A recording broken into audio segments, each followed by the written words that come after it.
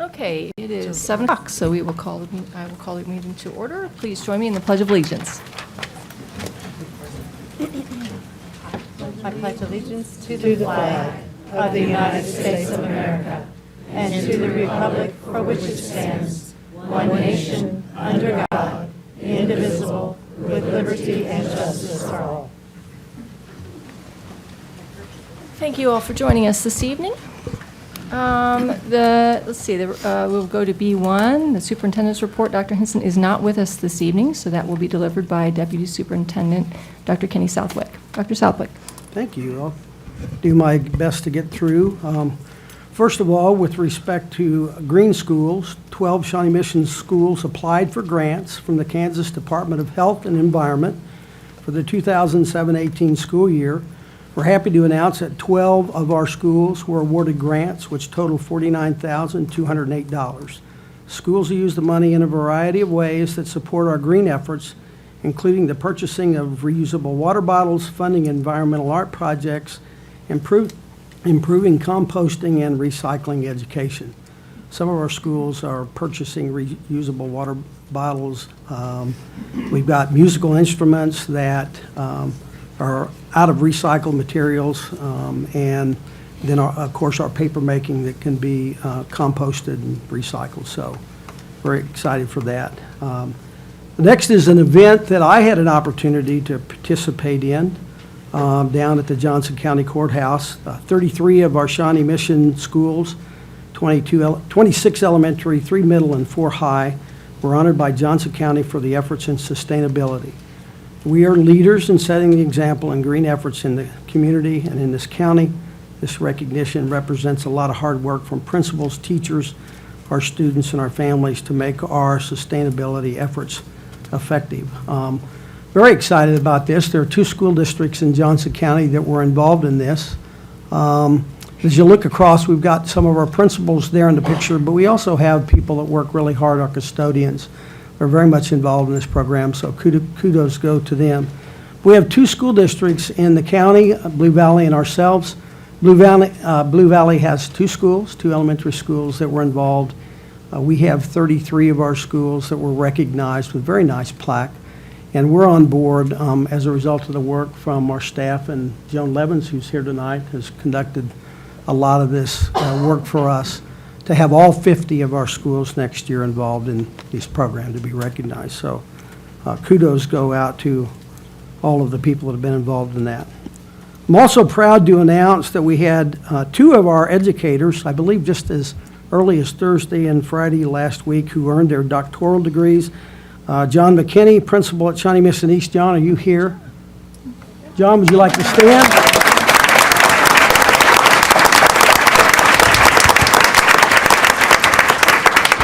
And I'm sorry, Dr. McKinney, would you stand? And Emily Klein, a 2nd grade teacher at Trailwood Elementary. And again, last week they defended their dissertations. I would tell you that this is very important for our school district. We work with our staff constantly about pursuing the next degree, whether that's a master's degree or their doctorate degree. I think John would tell you, if you spend a little time, I was on him for a lot over the last year or so, as I am with other doctoral students, and we applaud their efforts, and we very much appreciate your leadership. Next slide, awards at Science Fair. Shawnee Mission schools were well represented at the Greater Kansas City Science and Engineering Fair.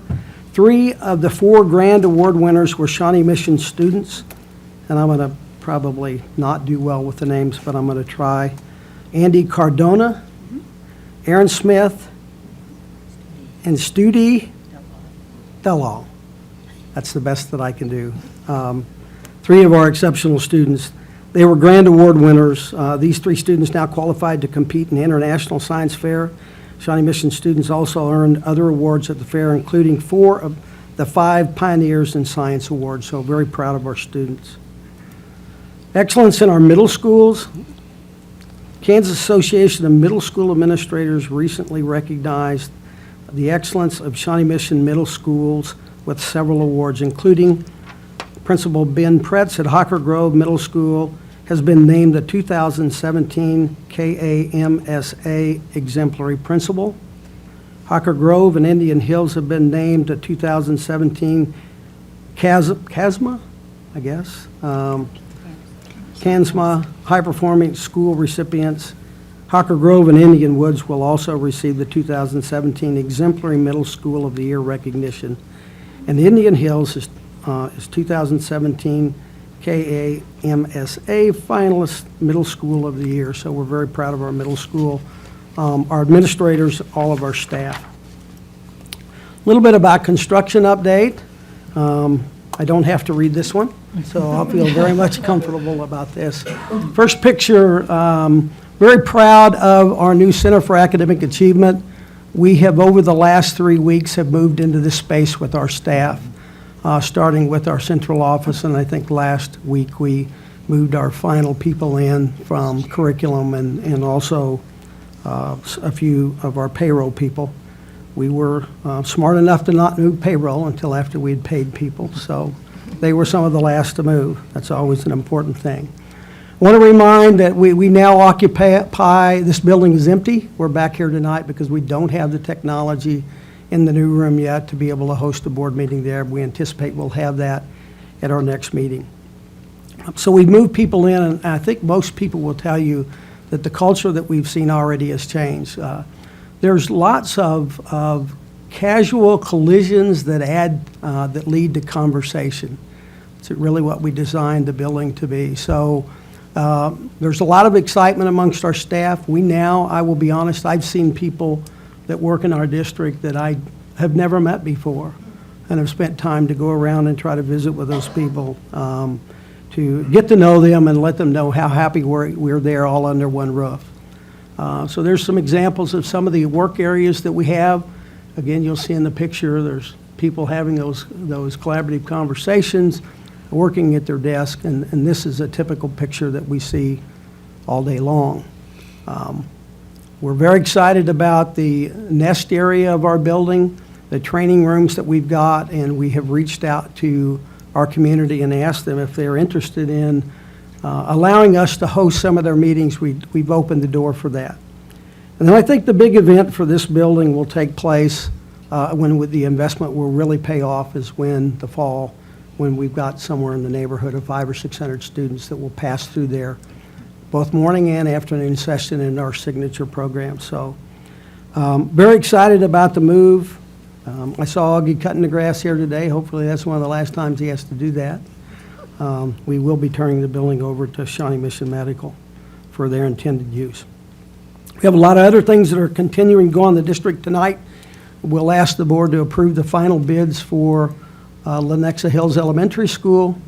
We also continue our work with Benninghoven School.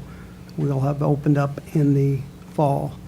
We also are continuing our conversations with the City of Leawood, with our architecture group, with our construction group about the plans, and hope in the near future we'll bring information to you about approving the bids for Brookwood Elementary School. Want to give a little bit of an update.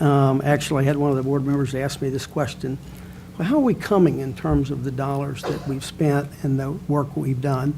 Today, with projects that we've completed across the district with elementary schools, safety and security, new roofs, turf fields, sidewalks, new learning commons, all of the work that we had promised out as a part of our bond issue, we've either spent and completed or encumbered, and encumbered means that we've approved that work to be done, but we haven't paid all that money out yet.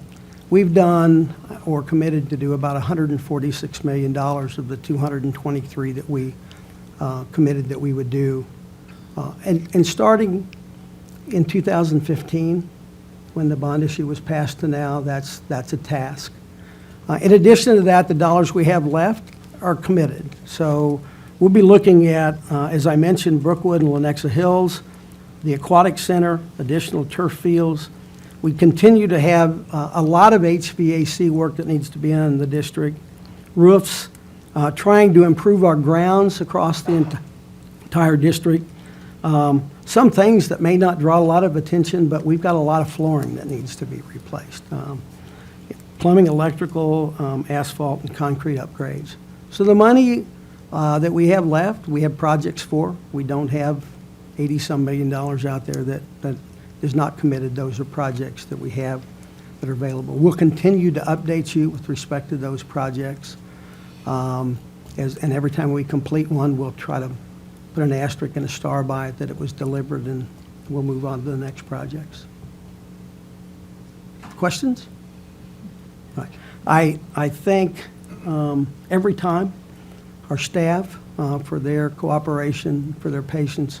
I always try to thank Bob and his group for the work that they do, our architects and our engineers to be able to deliver what we're delivering to the Shawnee Mission School District. I think it's very amazing, and I think it's something that we can be proud of. So, I want to move on to boundary changes. I've got a statement that we're going to read. No, we still got boundary changes. Just a little bit of a report. We held our boundary change meeting at April 3rd at Shawnee Mission Northwest. We had great attendance. We had great information that we received. A lot of our school administrators were there, most of the district staff and some board members. Will tell you that with any boundary change, there's concern, but we tried to be open here. And I will tell you that we've received some really good information that will help us as we make those final recommendations to you in May. We're not prepared to make any kind of statement tonight with respect to boundary changes, though, because it would not be fair to those people that were planning to come to the meeting on May the 3rd for us to announce changes. We want to be able to take all that information and to be able to condense that so that we can put together the best recommendation for a boundary change that we can. Having said that, the next community forum is May the 3rd, Shawnee Mission West. We very much value and appreciate the input that we've received from our patrons. I will tell you, I wish I could make everybody happy and that the administration could. I'm pretty sure that that won't happen, but I can assure that we have open ears and that we value all of the input from our patrons as we make this very difficult decision. And that concludes my report, the superintendent. Any questions for Dr. Southwick? No? Okay. We move to special presentations and C1, presentation and action student rights resolution. I believe Chief Douglas, John Douglas, is coming forward to give us a presentation.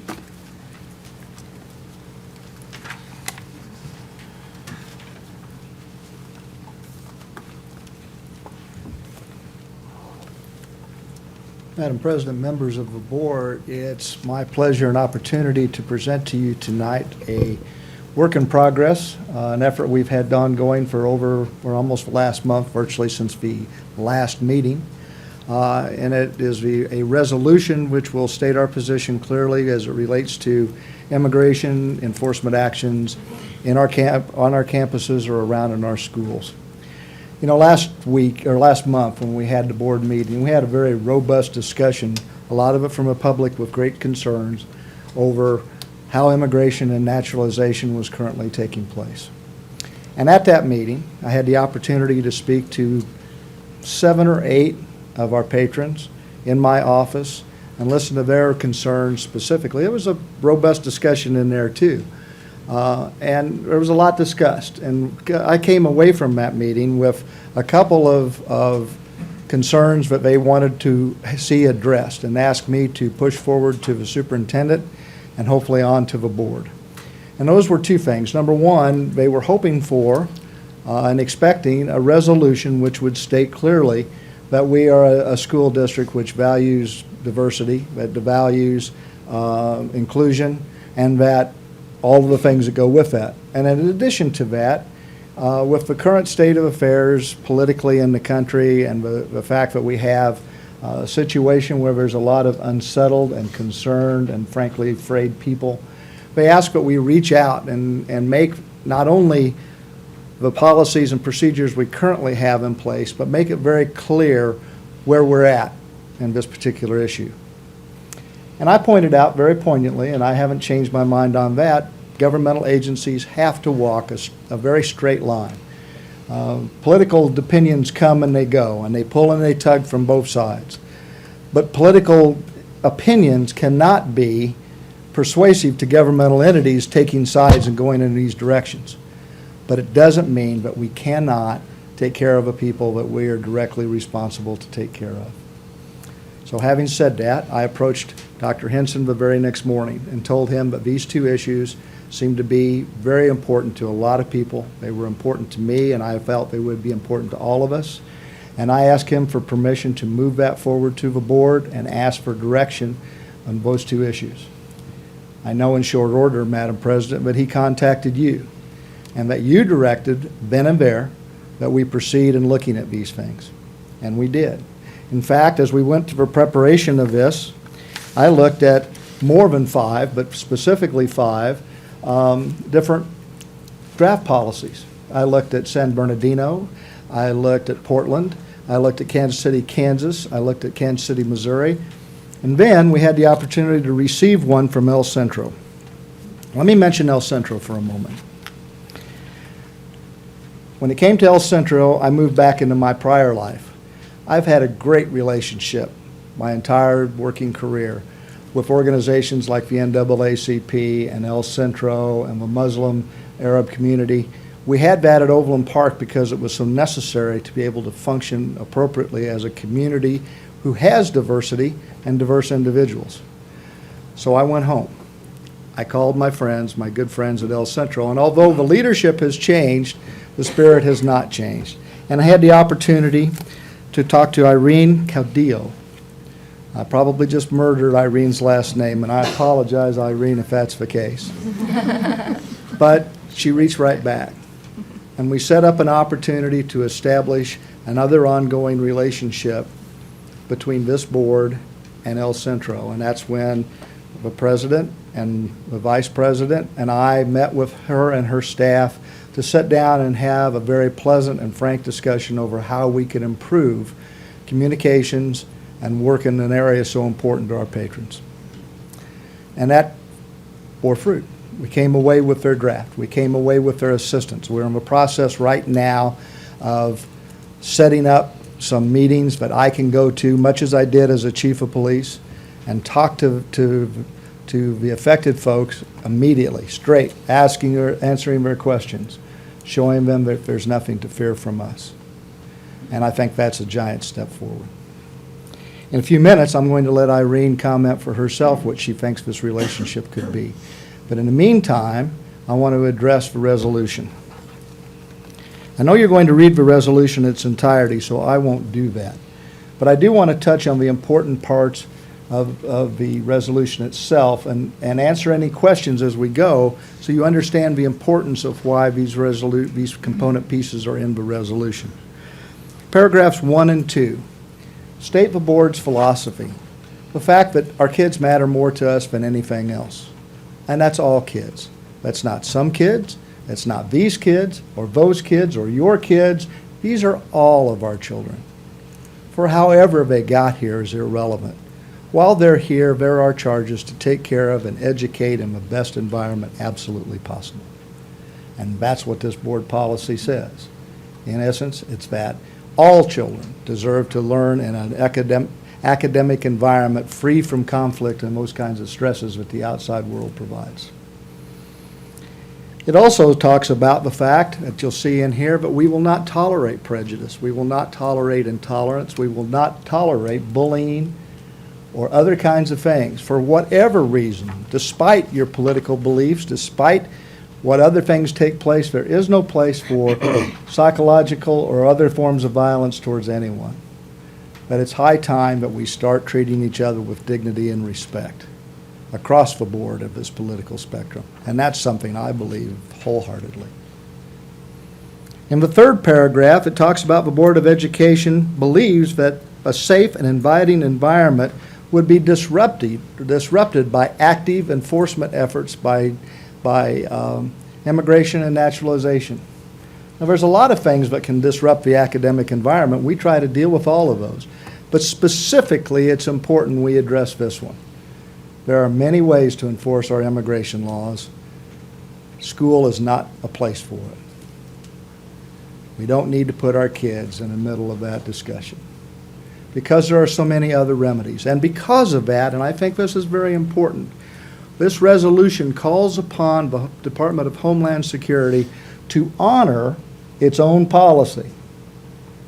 They tell us, and we've asked them again since then through the District Attorney's Office, to respect the sanctity of the academic environment for those particular places and not carry out enforcement. They have promised us that they would, but we are formally in this document calling upon them to honor that commitment.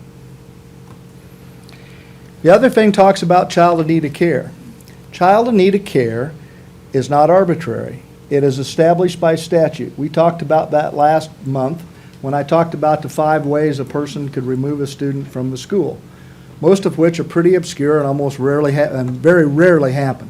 The most common way is when a child becomes, for a lot of reasons, some of them are of their own making, but very few, but for whatever reason can no longer continue in the relationship with the school that they were at some point. And that can happen, most likely, if their parents are not there to take custody of them, because we have custody with them all day long. Until the bell rings, we have custody of them. We have great latitude. And when the bell rings, they have to have somewhere safe to go. And if there's no safe place for them to go, we cannot just release them into the ether. There's not moral, and it's not ethical, and it's not responsible. So this mechanism was put in place by the state to take them into protective custody. The problem with protective custody is it's never pretty, because the only people who can take you into protective custody on what tantamounts to an emergency basis is a police officer. So when you have a police officer in a police car taking a small child someplace, it can be a scary event. And I know personally that most every officer I know tries to mitigate that, but it can be a scary event. So what we're looking to do and put in here is that we want to mitigate the traumatic effects to whatever extent is possible. And you can't have a one-fits-all recipe for that. In my professional opinion, you have to handle it on a one-by-one basis based upon the circumstances that take place then. To that end, I'm directing that the principals contact me or my office, meaning either myself or Captain Schmidt, for hands-on advice on how to handle any child in need of care case from this time forward, including ones brought by other law enforcement agencies. And by the way, ICE can't do child in need of care. That's a statutory thing, but only local law enforcement agencies can go. I also want to know if there are agents of any governmental authority, whether they're local police, whether they're ICE, whether they're the FBI, whoever it is, that if they're going to come into our school for any reason, they need to provide us with the proper identification, and they need to provide us with the opportunity to seek counsel and to be able to address the situation in the best interest of the child. And we're moving forward with that and putting in a concept that I can ensure that takes place.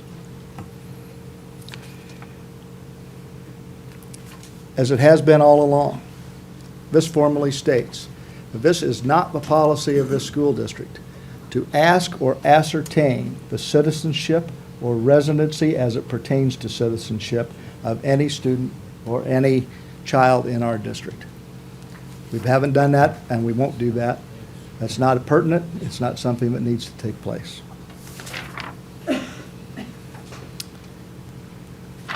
I would answer any questions that you might have. I don't have a question, Chief, but I do thank you for reaching out to El Centro and engaging them with this board. Well, I found when I was at Overland Park that a lot of confusing issues could be resolved when the advocacy groups that I worked with became firsthand and firsthand knowledgeable with the boards that I worked with. This is a learning step, and it's something we went through at Overland Park, and I wanted to see us do the same thing. If there are no questions, I'd like to ask Irene to come up for just a moment, give her comments. Cindy? Thank you. I know from personal experience working in the school district that usually if a child's parent does not show up, that every effort is made to try to go through the list and call the relatives that are listed. That's pretty correct?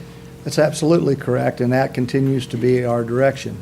Now, the biggest problem to that is making sure that they have people to contact Right. and emergency contacts. We have in our enrollment packet a strong request for people to fill out the emergency contact, and we also have enrollment in Spanish or whatever it can be translated in whatever language we have. And we have a lot of different languages in the district.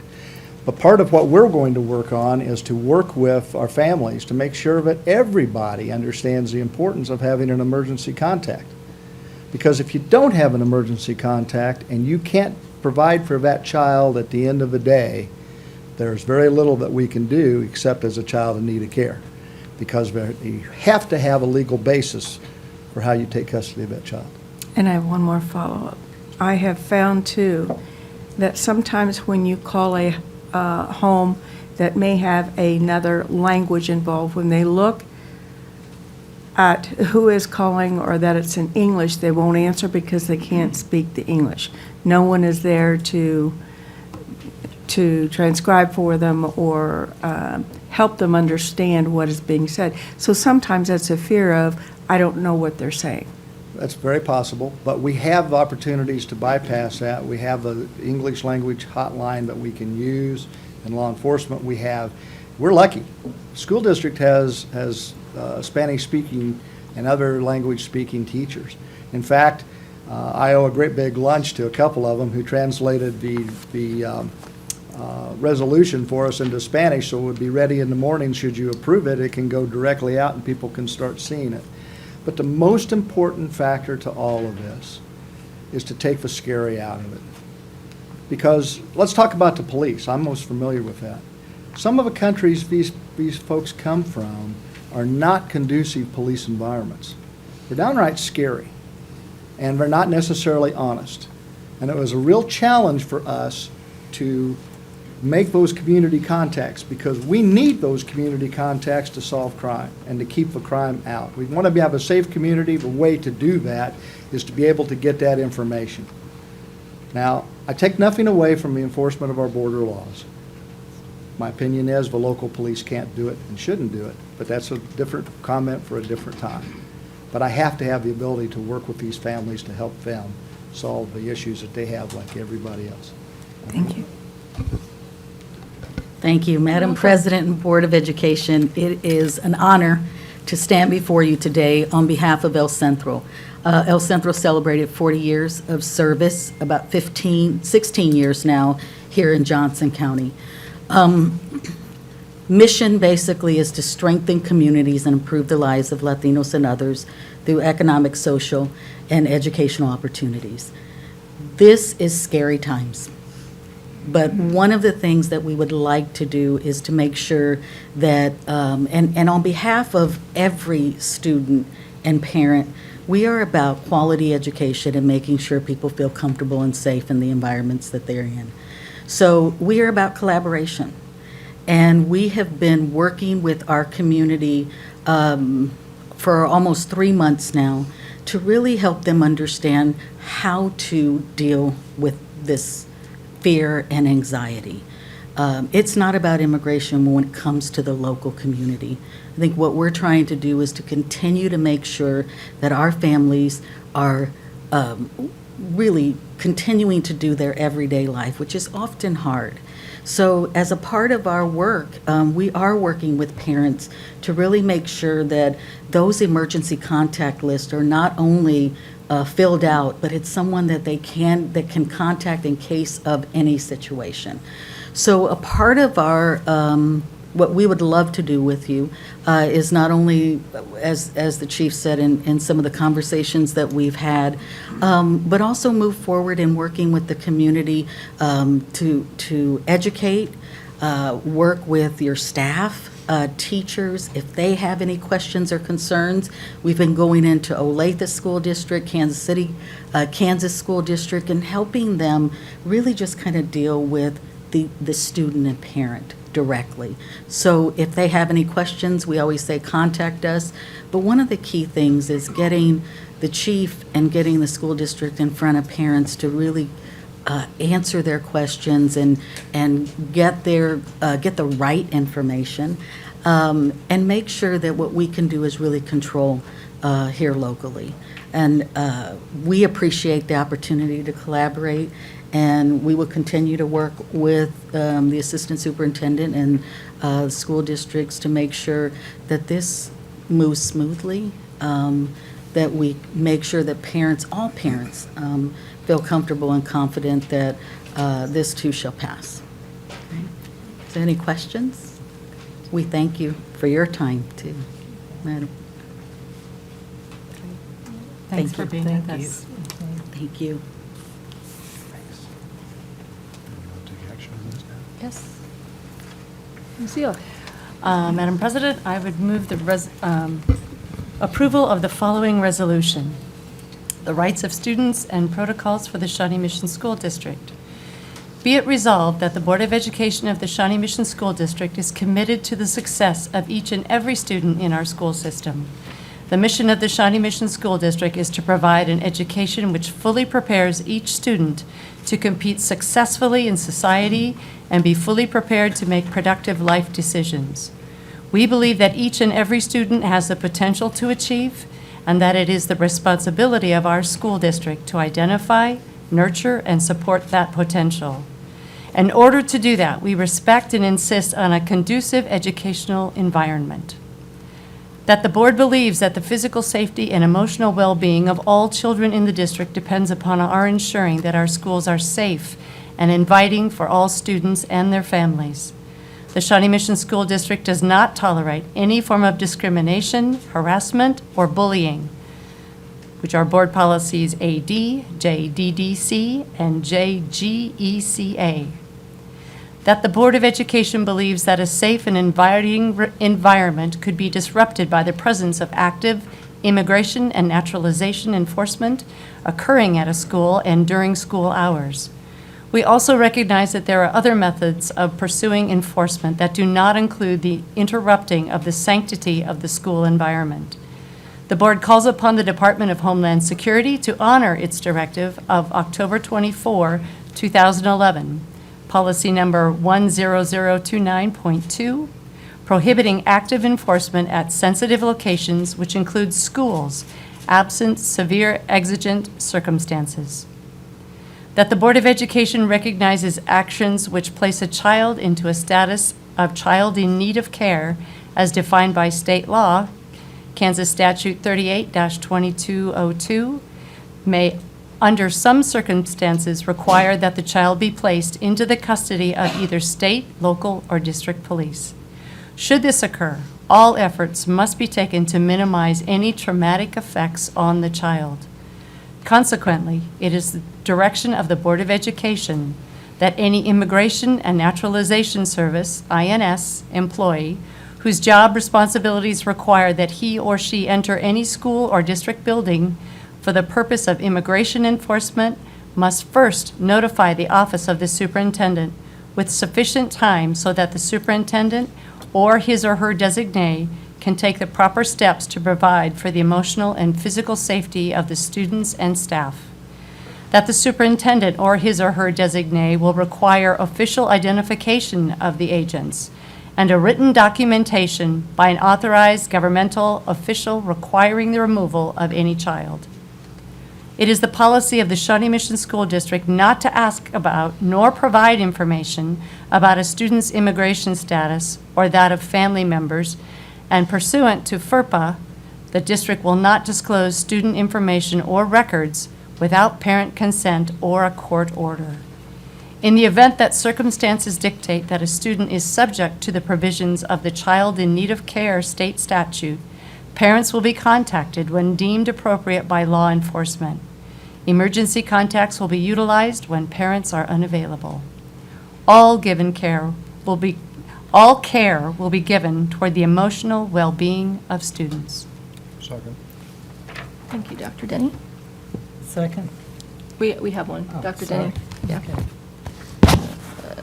Okay, is there any discussion? All those in favor, please say aye. Aye. All those opposed? Motion carries 7-0. Thank you, Chief.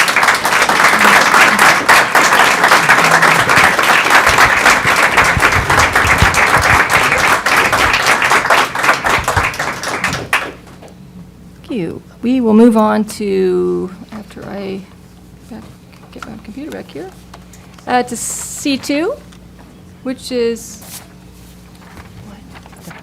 what? Oh, sorry, an update, I don't know what I'm hearing. Update on professional learning and cultural competency. Dr. Southwick, do you want to do the introduction? Yes, we've, as you know, we've had discussion, and we were involved some time back in terms of some professional development with all of our staff. Dr. Ziegler is here, also working with that. You might have a couple of people here tonight, is that correct? I That you do. might want to introduce. I That do. have helped us along the way with this, so look forward to the update. I'm going to ask Liz Meidel and Linda Seek to join me, and we are going to give you an update. The last time I was with you, and Liz and Linda as well, at the last board meeting, we gave you an overview, and Dr. Neal joined me in this, and some of the activities happening across the district that followed up on the work we started with the Character Education Task Force last spring, and have now kind of enveloped into what we believe falls under more of the categories of responsive schools and cultural competency. So one of the pieces that we spoke of at the last board meeting was the United group. And United stands for understanding the necessity for intentional training for empathy and diversity. United is a grassroots effort that is led by the very capable leadership here of Linda Seek, our president of NEA Shawnee Mission, and Liz Meidel, a parent and a community partner that is championing the work that we are doing to, again, it's a beautiful segue from the last resolution read, but look at all ways that we are meeting the needs of our students. You know, we have the motto, all means all. Are we seeing our students and our families? Are we recognizing their needs? And are we preparing our teachers for what those needs look like across our schools, our classrooms, and our learning community as a whole? So United just conducted their first professional learning opportunity and facilitated a great opportunity for learning across our district on April 14th. And I've asked Liz and Linda to join me up here and talk a little bit about the experiences that we witnessed as those activities were happening throughout the district.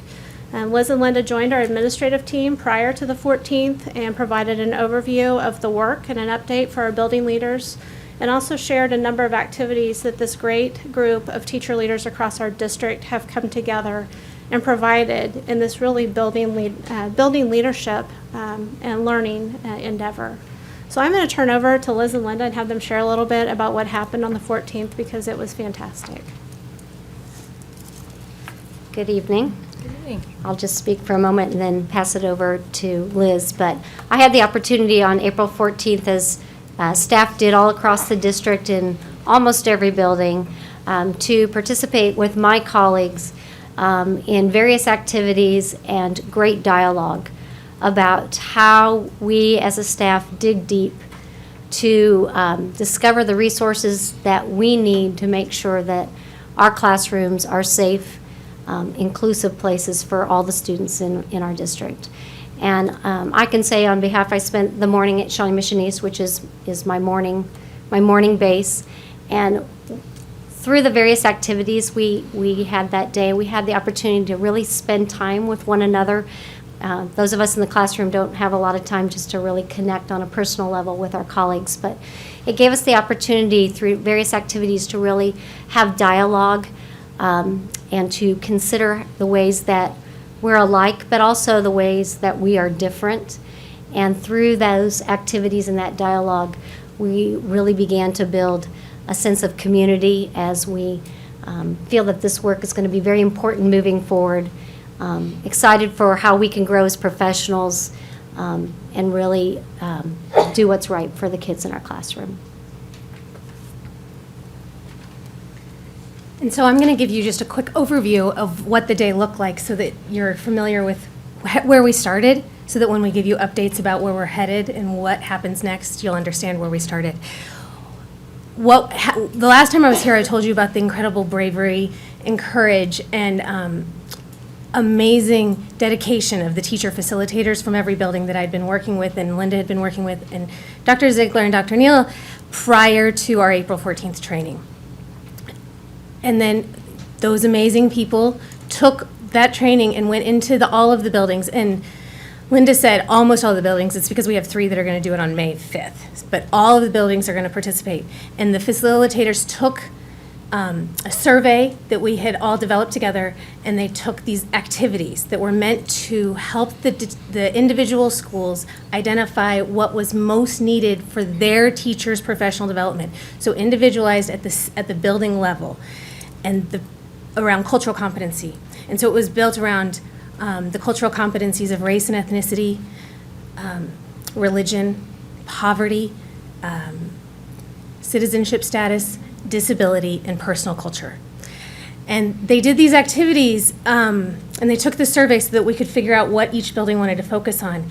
And I got to be in 5 different buildings while they did this work on April 14th, and I have to tell you that I'm even more amazed at how brilliant and caring and dedicated and honest these teachers in this district are. And the level of, again, vulnerability and bravery that I saw, and that everybody, I think the facilitator saw it too, that was put into these activities was humbling. And so we're extremely grateful to have had this opportunity to kick off United with the support of the district, and we're really looking forward to seeing what happens next. We're looking forward to having professional development over the summer and professional learning opportunities over the next several years as we continue to develop professional learning opportunities for all of the teachers and hopefully even the classified staff in the district. Are there any questions about the work we did? Yes, ma'am. Ms. Neighbor. Were the teachers excited? I think, let's be totally honest, this is scary work.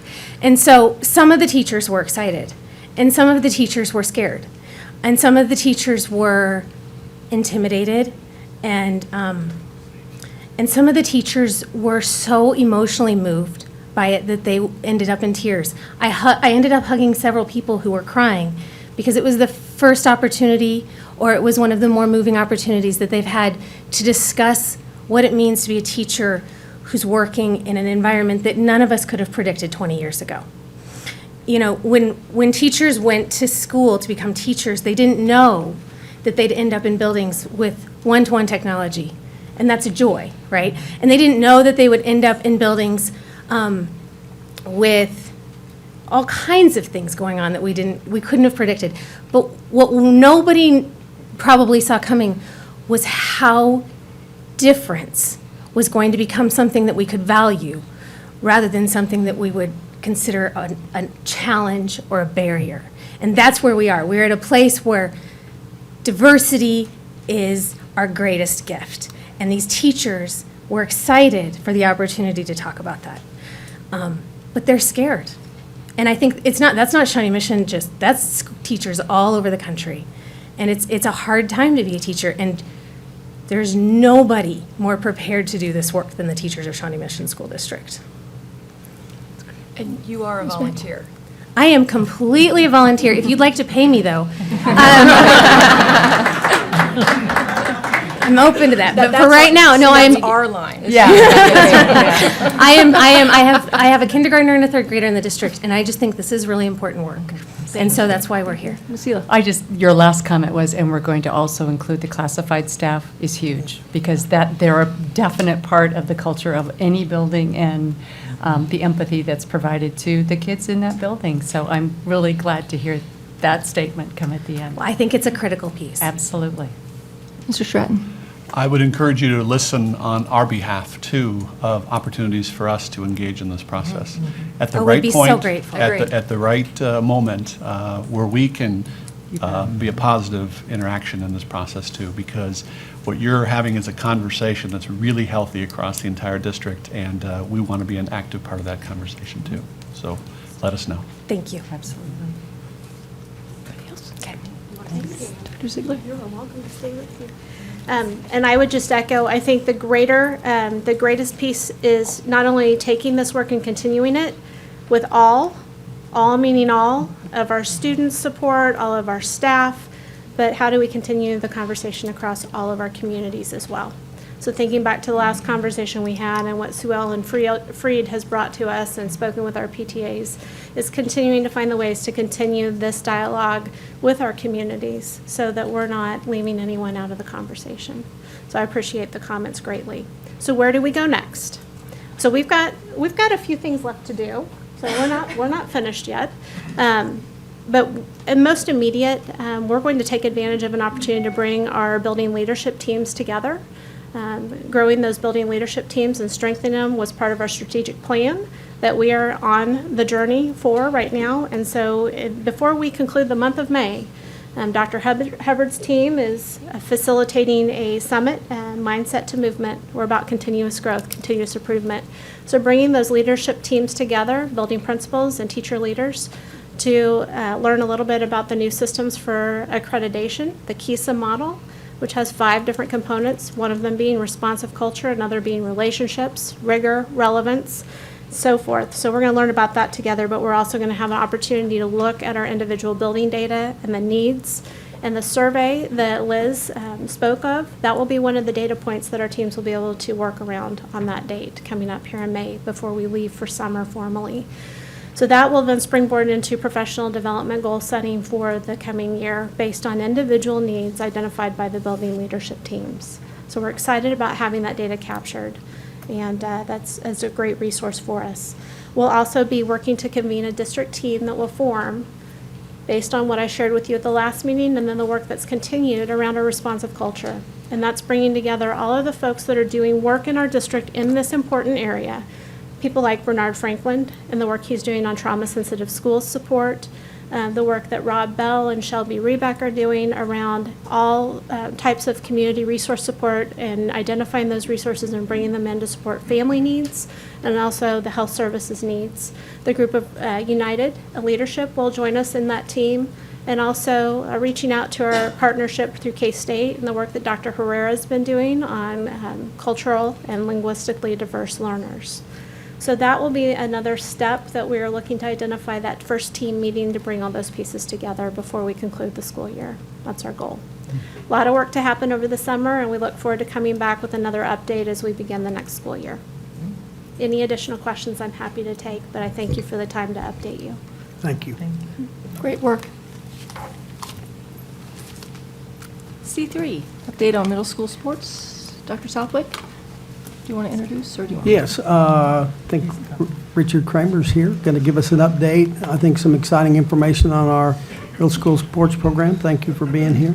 Thank you, Madam President, Board of Education, Dr. Southwick, Dr. Strike, and everyone. It's a pleasure to be here tonight because this initiative was started 3 years ago. This is our 3rd year.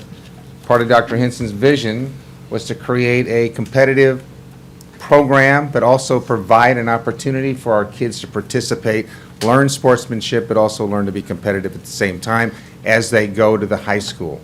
And I'm here to report tonight that there's very good news as we progress in our program at the middle school level. So I can go through a few slides with you tonight. First of all, I'd like to introduce Jennifer Sanborn, our marketing manager for First National Bank. Without Jennifer's commitment,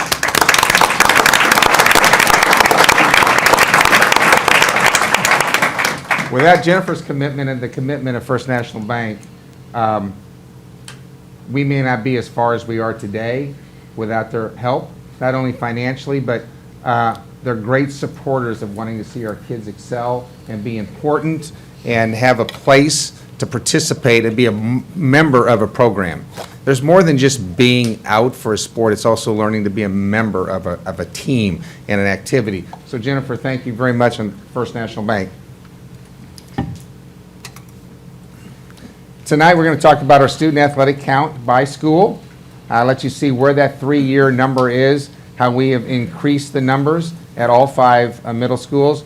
Talk about our positives and accomplishments that we have done, and then opportunities for the future of our middle school sports.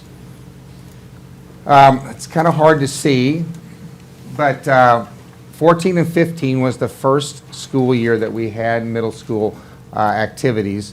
And we had wrestling and cross country, we had boys and girls basketball, and we had volleyball. You can see that the numbers have increased in each middle school, anywhere from high teens to the high 70s. So it's working. We're getting our kids involved. And every year, the value of that involvement at the middle school level for our students is increasing, because they see that there's value not only to the academic study part of their studies, but being a part of something and helping create, and I'll show later, some discipline in their academics of having to be eligible and having to keep up their grades and keep up their testing. So it's a good sight to see the numbers increasing, and especially those that are now up in the upper 70s just in 3 years. And those numbers will continue to grow, I have no doubt, along with the support of the Board of Education, Dr. Henson, and the Cabinet, because we want to see this work. We want our kids to have a place to participate. Some of our positives and accomplishments, obviously, it's the first National Bank sponsorship. They have sponsored and given us well over $50,000 to put towards our program. And we look forward to that continued support from First National Bank. Like we just said, we've had outstanding student participation, but we're not happy. We want it to grow, and we want it to continue to see those numbers increase. Of course, we have excellent facilities in the vision of Dr. Henson and the Board of Education to create the second gymnasiums and the synthetic turf fields that we have at the middle school will only increase the experience for our students. We're going to add athletic training services next year with the KU Sports Medicine and Performance Center. As you know, now we have high school that has athletic training services. Now we're going to add that to the middle school piece. We're talking 21st century skills where students and they learn teamwork, leadership, communication, and character education. About that sportsmanship is critical in creating and fostering a well-rounded experience at the middle school. Academics, I'm really excited about, because not only do we do quarter eligibility at the middle school level, but we also use our new Skyward information system, and we have what we call live eligibility, where every day a student's grades are reported to the coach and to the administrator. They have to be passing to meet that CASHA standard. So not only are we doing it quarterly, we're doing it every day. And that student has an opportunity to create a relationship with their coach and their teachers into keeping up their work academically, which is so important. That will have really a positive effect on their academics. We offer 6 championships, boys and girls, cross country, wrestling, girls and boys basketball and volleyball. Jen handed out the trophy and the medals at the boys basketball championship, and we look forward to having Jen do that at our other championships. So you can see there's a lot going on and a lot of things that we've accomplished, but there's a lot more to go. Things that we look as opportunities for us at the middle school level is providing adequate practice and playing time for our students. It's becoming so popular, and our numbers are becoming large, and our teams are increasing, is working out and finding that time for more students to want to participate in our programs. The number of teams in basketball and volleyball, if you'll notice that basketball, highly participated. Volleyball may be our highest participation sport, well over 100 in a number of schools. That creates a large number of teams, and what a great opportunity. But with that comes maybe creating and being problem solvers, and how do we create extra practice time? And so we got to look at that. But it's a pleasant problem to have. We're looking at adding additional sports. A lot of things are on the table. We'd like to add, right off the bat, 7th grade basketball for both boys and girls. We've got these new turf fields, so soccer's obviously in there. There's lots of opportunities. I'm sure those discussions will happen in the near future with a lot of stakeholders. Storage concerns as we grow, more uniforms, more equipment, recruiting and retraining quality coaches. Just like we have at the high school, we have that same issue at the middle school, is finding those quality coaches that want to continue and stay active in that, and trying to find more staff members, teachers that want to participate and coach in their respective buildings. Budget's always a concern, but like I said, First National Bank has done a great job of helping us there, and we're in good shape thanks to them. And then we just became members of CASHA this year, so we're thinking about aligning our seasons with CASHA. And I know that would be welcome maybe for some sports, because right now we're out of sync. Volleyball is for us a spring sport. For Keisha, it's a fall sport. So there's some things that we have to tweak, but again, those will be discussions at the building level with principals and at the cabinet level where we go with that.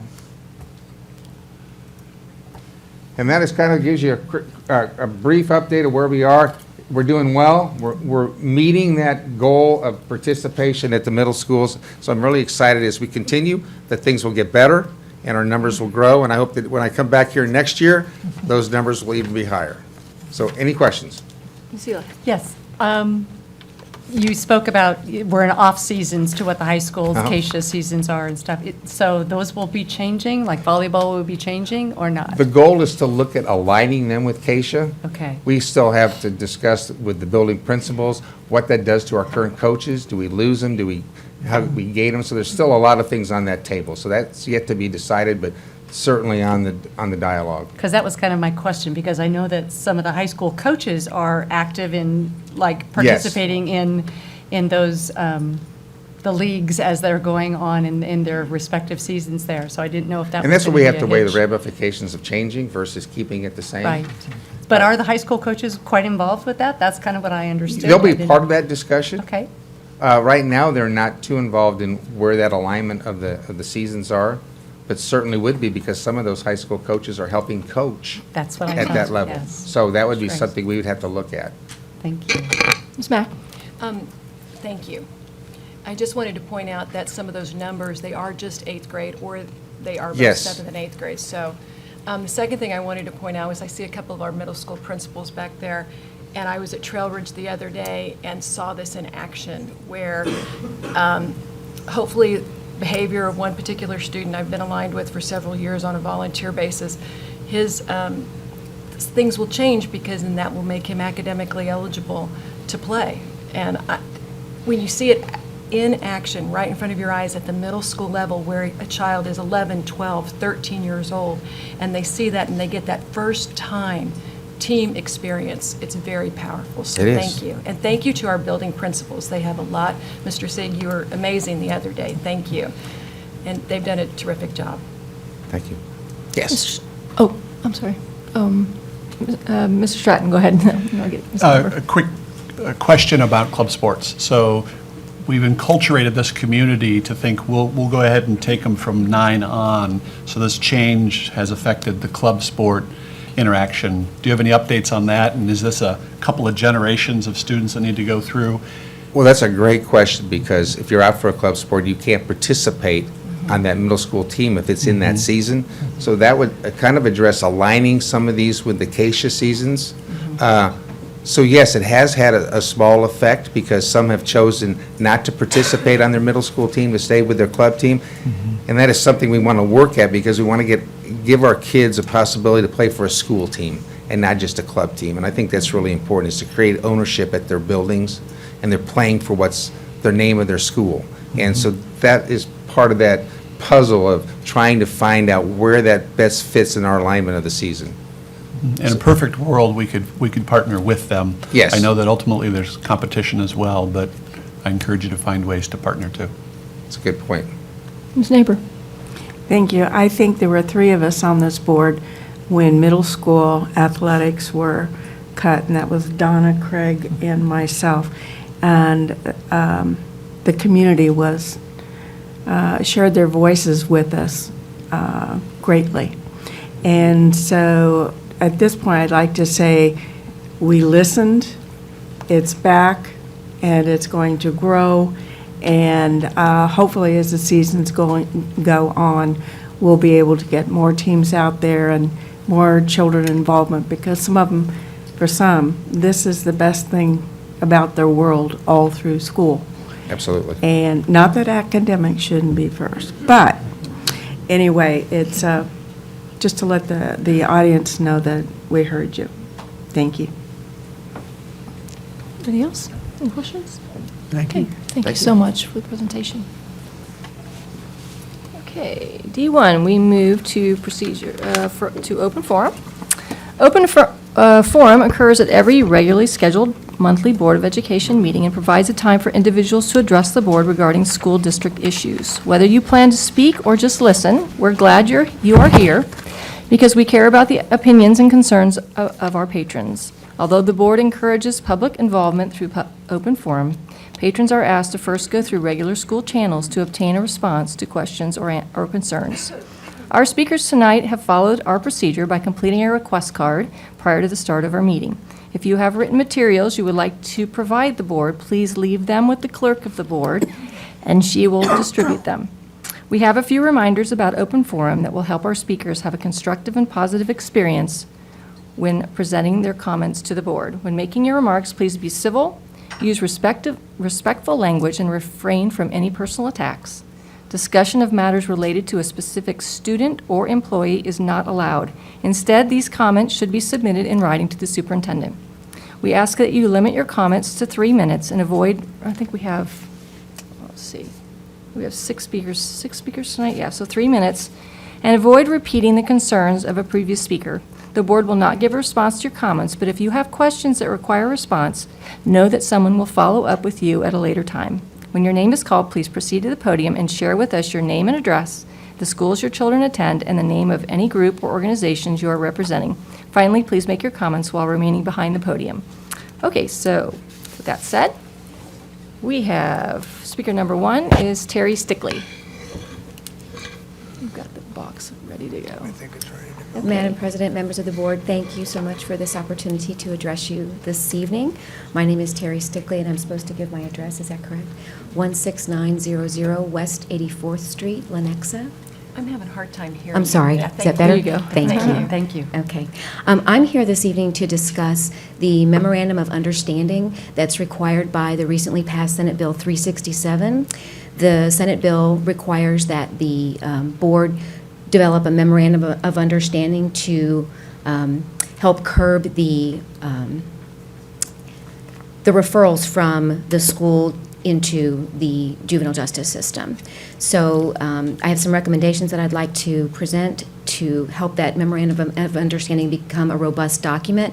And I think it provides a unique opportunity for the district to create its own guidelines for how and when those referrals are made and be in compliance with the recently passed Senate Bill 367 to reduce those referrals. Can everybody hear me? Yes. Okay, great.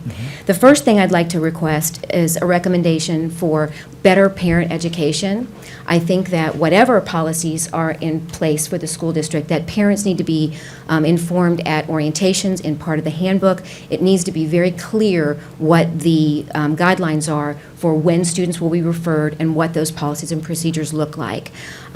Part of the reason that I think that's so important is because the vast majority, 100% of the parents in the district that I've spoken to personally, and myself included, are not aware that parental representation Kansas law does not mandate parental representation for students when they're being questioned by law enforcement in a criminal investigation for students that are 14, 15, 16, and 17.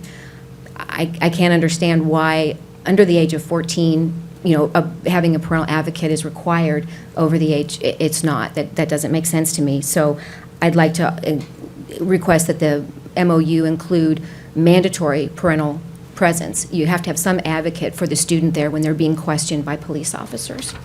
Also, Miranda rights, I think that should be in the MOU, that all students should receive their Miranda rights. That's vital. I'd also like to submit some best practices flow charts from other memorandum of understanding from other school districts that have worked. And I've had the pleasure of sharing this information with John Douglas on a couple of occasions, and I appreciate your time so much, Mr. Douglas, to meet with me.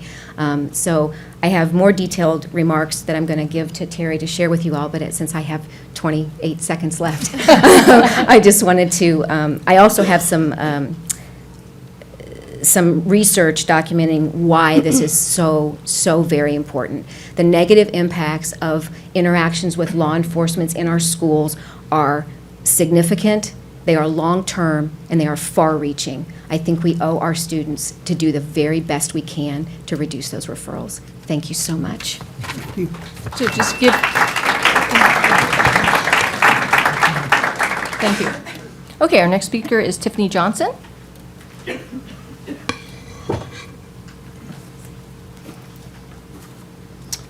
Hello, my name is Tiffany Johnson. I live at 5203 West 80th Terrace. I have a child at Briarwood and a child at Indian Hills for about a month in the east. So thank you for the opportunity to speak. I'm here to address the process for hiring a new superintendent, and I would like to urge you to not rush the process and to please wait until after the November elections to really begin the process.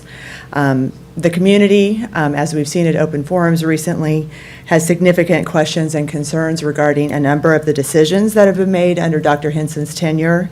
It feels like the trust between the community and the district has been damaged, and I'm hopeful that the upcoming elections will allow us to have a dialogue regarding what we want for the future of our district. And so by delaying the hiring process, you can take some time to get parent and community input regarding where we want to go with the district. This input will be critical for making decisions regarding hiring the next superintendent. Thank you.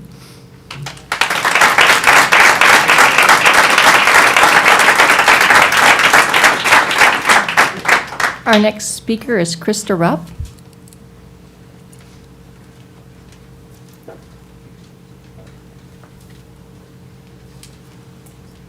Good evening. I just wanted to real quick take a minute to thank you all for everything that you do for us and all the time that you put in, specifically 2 instances from the Trailwood community. One, that you all were very open to listening to delaying the demolition for us and being sensitive and open to discussion in that situation, as well as in a second case, also being open and sensitive to an issue with our neighborhood and issues that came up with Trailwood being a split feeder school. And I know that it would have been cheaper in the first case and easier in the second case to just move forward as planned, but you didn't. You were open to meeting and discussing and problem solving and brainstorming and coming up with solutions to fit our community, and I really appreciate that. And I think the fact that you guys are asking for input on boundary changes is huge, because I know that that is a hard thing to do, but you're even open for discussion on boundary changes. And like Mr. Douglas talked about, treating each other with dignity and respect, even though sometimes I don't agree with actions that you all take, I always respect and appreciate the time that you put in those, and I know that you all have the best interest of our district in mind. So I just wanted to thank you all for your time. Thank you.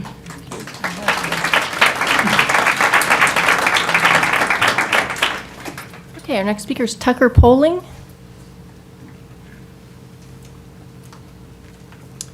My name is Tucker Poling. My address is 3321 West 74th Street in Prairie Village. First of all, I'd like to echo the statements made by Tiffany Johnson. I urge you all to please don't rush the process of searching and looking for a new superintendent. As you all have probably noticed, there is an unprecedented level of public engagement in both local governmental issues and in local school district issues. So please honor that engagement by waiting until after the November elections to proceed with the superintendent search. I actually came here today to talk about the innovative schools experiment that I asked you all about last time, but as I was sitting there, I got a message from a couple student journalists at Shawnee Mission East who asked me to read a statement, and I'll give deference to them. Their names are Robbie Vaglin and Emily Fay, 2 student journalists at Shawnee Mission East for the Shawnee Mission East Harbinger. And this is their statement. We regret that neither of us were able to attend this meeting tonight. As I am sure all of the parents in the audience know, high school students' sports schedules don't exactly allow for a lot of free time. When we first heard about the incident at Briarwood Elementary about 2 weeks before we wrote our article, all we could think about is why we didn't hear about it sooner. We felt that this issue was something that should be communicated to the entire district, and were disappointed that after almost 2 months, most in our community had no idea it happened, and those who did were left unclear of many of the facts.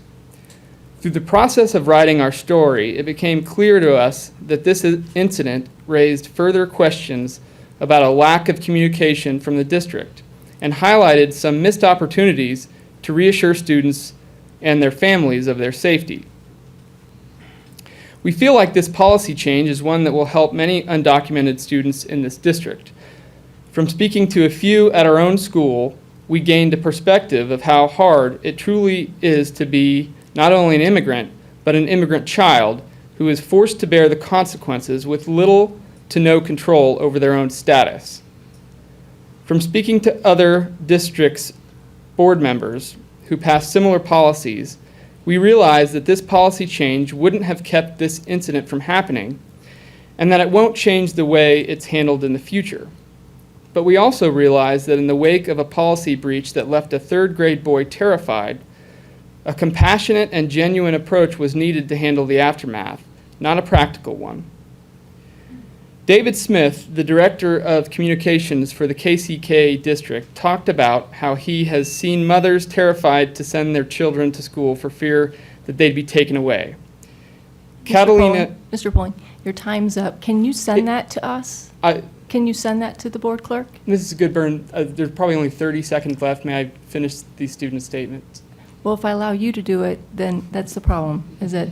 Well, okay, all would right. somebody cede 30 seconds? Okay, thank you. Okay. I'm just trying to be fair. I understand. You and understand? This is, Okay. I didn't. I'm sorry. I'm just trying to be fair. I just want to make sure these students are heard. David Smith, the Director of Communication for the KCK district, talked about how he has seen mothers terrified to send their children to school for fear that they'd be taken away. Catalina Velarde, the lawyer of the Briarwood family impacted, talked about the emotional toll this incident has taken on their family. And Doug Benny from the ACLU talked about how many of these immigrant families are unaware of ICE's policies and how reiterating policy would only help to calm the concerns of families who need anything but more concerns. We aren't trying to say that the district is not trying to do their best to protect their kids. As students in the Shawnee Mission School District ourselves, we feel safe every day. But we see no reason why we shouldn't use any means necessary to make sure every single student feels that way. So we genuinely thank you for doing the right thing and voting to pass this resolution. This is a great positive step in helping to give immigrant families in our district peace of mind and to reassure them that their children will be safe and welcome when they come to class. Thank you for your time, Robbie Vaglin and Emily Fay. Thank you.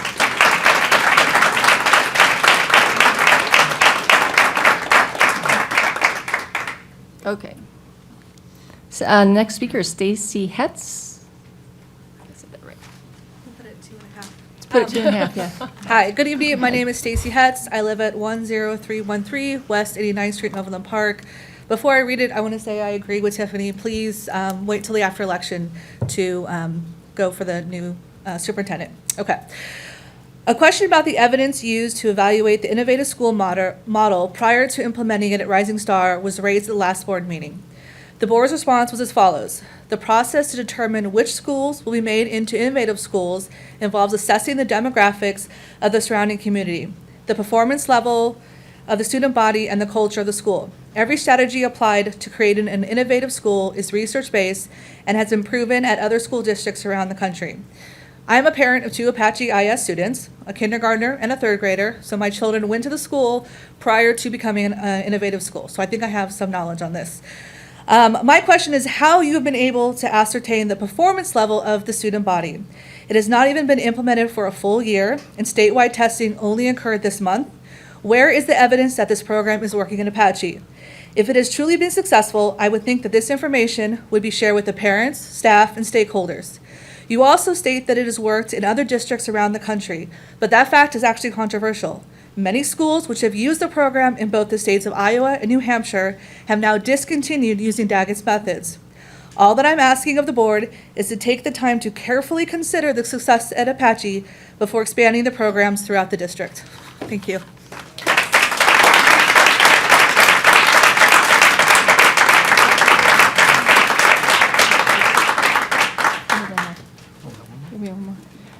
Okay, and our next speaker is Dean Quick. Madam President, Board of Education, Dr. Strike, and Dr. Southwick. I second that. I have children at Rising Star, and I'm also concerned about the innovative school approach, but that's not really why I'm here. My concern is with the boundaries in general of the elementary schools in the areas of I-35 from 67th Street to 87th Street, all the way west to I-435. Overall, this is not a large area, namely the schools of McCullough, Rising Star, Mill Creek, and Shawnee. These schools are between 1.5 and 2 miles from each other. I'm about to read some stats that were distributed at the April boundary review at Shawnee Mission Northwest. These are projected stats after the proposed boundary changes. Krista McCullough, 79% white, 21% non-white. Free and reduced lunch, 15%. Mill Creek, 77% white, 23% non-white, 17% free and reduced lunch. Rising Star, 49% white, 51% non-white, 52% free and reduced lunch. Shawnee, 16% white, 84% non-white, 81% free and reduced lunch. In keeping with the idea of the community schools, there are some areas where I wonder why we have the matches with the schools and the students at the schools. For example, Lenexa Point Apartments at 77th and Quivira are still going to Rising Star, which is about 3 miles away, while there are 3 schools closer, with the closest being Mill Creek at 1 mile away. Why were 85 students living in the Meadows Apartments at 76th and Quivira moved from Rising Star to Shawnee, while 74 students living in single-family residential homes moved from Shawnee to Mill Creek? Why do students that live in single-family homes that can currently walk to Rising Star that live just on the south side of 87th Street get moved to a school further away? Seven Hill subdivisions at 71st and Flum now go to McCullough, about 3 miles away from the school. It appears, based on a review of the demographics in the schools that that these schools service, that there is segregating of socioeconomic and racial groups into certain schools, namely Shawnee and Rising Star. I don't know why. This is occurring in 2017 in Johnson County, Kansas. We have several Supreme Court decisions, Brown versus Topeka Board of Education and Keys versus Denver in 1973. I'm asking for a very comprehensive review of the boundaries to ensure students are not being discriminated against due to race, socioeconomic status, and that all students have the opportunity to attend a community school and have a real sense of community and learning in their school family. I look forward to your response.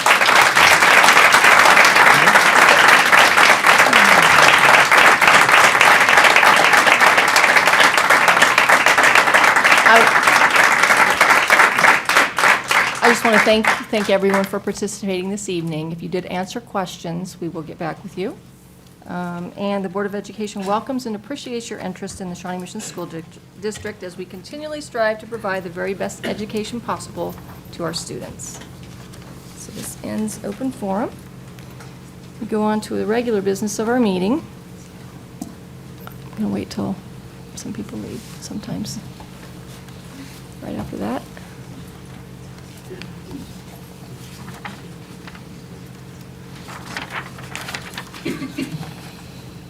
Thank you all for your patience. Just let them. Okay, so we have E1, the approval of minutes from the regular meeting of March 27th, 2017. So moved. Thank you, Dr. Denny. Thank you, Ms. Neighbor. Do we have any discussion? All those in favor, please say aye. Aye. All those opposed? Motion carries 7-0. The adoption of the agenda is F1. I will entertain a motion. Move to adopt. Thank you, Mr. Stratton. Thank you, Ms. Zila. Is there any discussion? All those in favor, please say aye. Aye. All those opposed? Motion carries 7-0. G1 is the approval of routine business by consent. I move for approval of routine business by consent. Thank you, Ms. Madden. Second. Thank you. I think I heard Ms. Neighbor. Did I hear Ms. Neighbor? Go for Donna. Okay, I heard Ms. Bisfield. Bisfield. Okay. All right. Is there any discussion? All those in favor, please say aye. Aye. All those opposed? Motion carries 7-0. Okay, so that moves us down.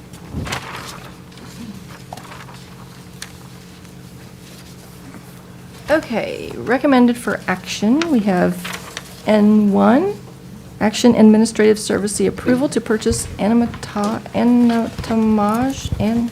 I have Dr. the same Southwick. problem, Madam President. Anatomage. But to help us all, I'm going to ask Dr. Ziegler to come forward, and I know we also have a member that has very much supported us from the foundation, and I'm sure that she'll mention. But this is an exciting purchase that we have that we ask you to make tonight. Good evening again. So about a year ago, we had the opportunity to preview the anatomage table through Wait, one of our... do that again? Anatomage. Anatomage, thank Say it you. with flair.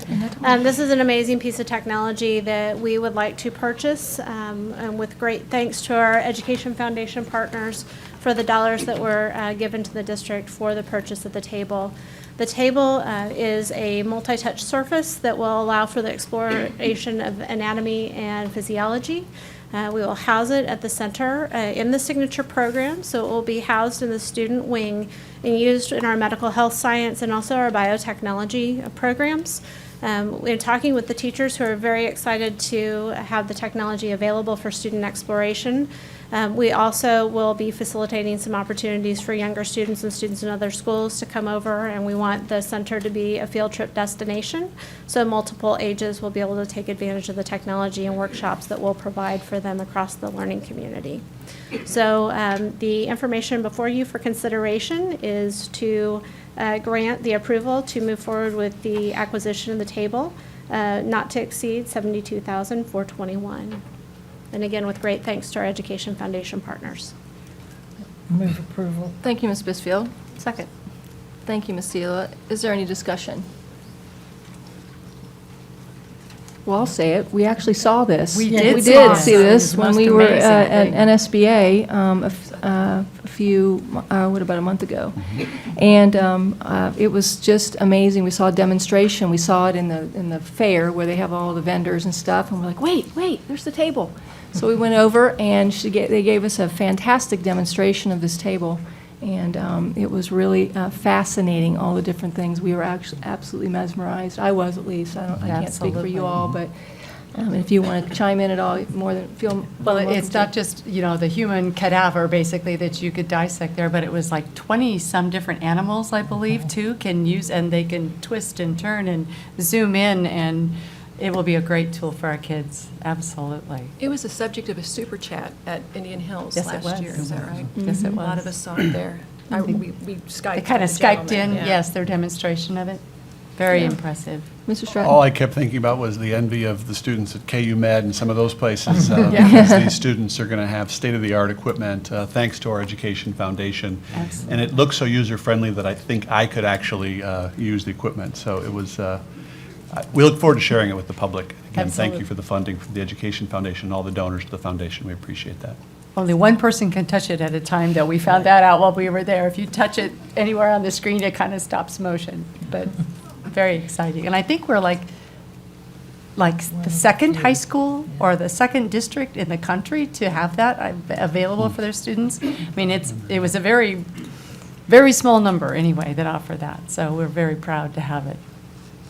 Okay, well, we have any other discussion prior to voting? Okay. All those in favor, please say aye. Aye. All those opposed? Motion carries 7-0. Wonderful. I look forward to seeing it. Okay, so we have now 01, which is Action Human Resources. Dr. Southwick? Yes, I'd ask Dr. Summer to come forward, talk to us about entering into an agreement with Kelly Services for staffing. And he's got some of his staff with him tonight as well. Joined by my colleagues here, Dr. Lachelle Sigg, Director of Human Resources, and Michelle Morse, Coordinator of Classified Staff. Thank you for your time this evening. Appreciate it very much. I know it's not typical that you get a 9-page board report from the Human Resources Department, but it was a reflection of our efforts to be very thorough in this matter because it does signify a significant change in some of our practices. I'm going to take a step back before we take a step forward on this issue and talk about tonight's meeting and what an amazing snapshot it provides of everything it takes to provide a quality service and opportunity for our students. I mean, just tonight we've talked about new facilities, we've talked about safety and security for our students, we've talked about extracurricular activities, we've talked about the United promotion that's going on. I know you'll talk about refresh technology, all incredible services aimed at providing great opportunities for our kids. Selfishly, in the Human Resources Department, we believe the cornerstone to what we try to do is to ensure that we have a quality, kind, well-prepared adult in every classroom every day to greet and work with our students. And this is the thing, though, even with quality, kind, well-prepared adults, is they get sick. They have kiddos that get sick. They have spouses and parents that become ill. They want to participate in extra professional development opportunities outside of the classroom. And you know what? Sometimes they just need a day to catch up with life. And these are all things we want our staff members to have an opportunity to do. I believe Liz, if Liz is still here, she talked about what a difficult time it is to be a teacher. And it is. And obviously everyone on the panel this evening understands and recognizes that. But teachers need time. And we want them to take that time because you can't serve others well unless you're taking care of yourself also. And so we fortunately have a wonderful leave policy here in the district, and we encourage staff to take advantage of it. But what we find is that for staff to be willing to do so, to put themselves first on occasion, they have to have the peace of mind and confidence that in their absence, someone just like them will be standing in front of their students. And we're fortunate, we have that. We have a quality pool of dedicated substitutes. But what we find is, at a growing rate, far too often, we are unable to find the quantity of subs that we need. This is not a quality issue. We have every intent of maintaining the standards and the quality that we place in classrooms when we have substitutes on the district property moving forward. This is primarily a quantity issue, where the way we're staffed, the procedures we follow, we cannot keep pace with the demand. And the complaint is not on the demand. Again, we support our staff taking time. But we've spent now almost 2 years observing the processes and the practices that we have in place, and we spent the last 4 months really diving into potential solutions. And after doing so, and providing the information you've seen in our written report, we are convinced that our best opportunity to maintain our standards and provide peace of mind for our staff is to partner with an outside source, in this case, Kelly Educational Staffing, to manage our substitute services. We can do so at a level that we believe will enhance the process and also be very cost-effective. So we've been able to find a solution that is cost-effective and we think service-effective. And we're recommending that action tonight. Be happy to answer any questions you have or anything you guys would like to share. The pool of substitutes that we now have for Sure. Shawnee Mission, what is the course that they would take with this Absolutely. outsourcing? Our agreement with Kelly would include a provision that all current subs would be transitioned into their pool of substitutes. And the only thing that they would have to comply with is what they would comply with us as well, would be an annual background check. That they would immediately transition into that pool of available subs, and they would be onboarded just like any other new sub that's recruited to the district.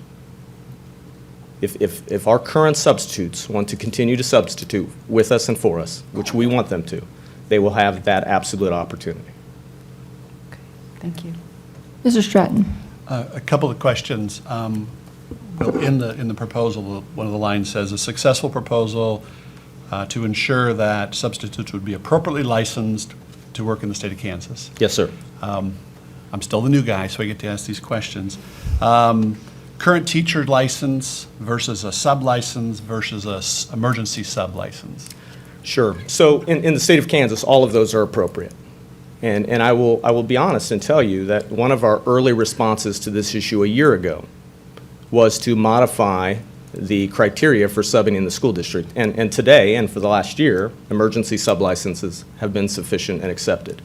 And I would tell you, while there is great value in having a full teacher license, some very exceptional substitutes operate every day in our classroom with emergency sub and sub licenses. It's not for us so much the license that qualifies you, it's the evaluation of your actual performance. And while we're fortunate to have teachers and principals who pay very close attention to performance, which we think is a far better measure than the level of certification you have, there are provisions in what Kelly does that will magnify that even to a greater extent, that we are not currently staffed to provide.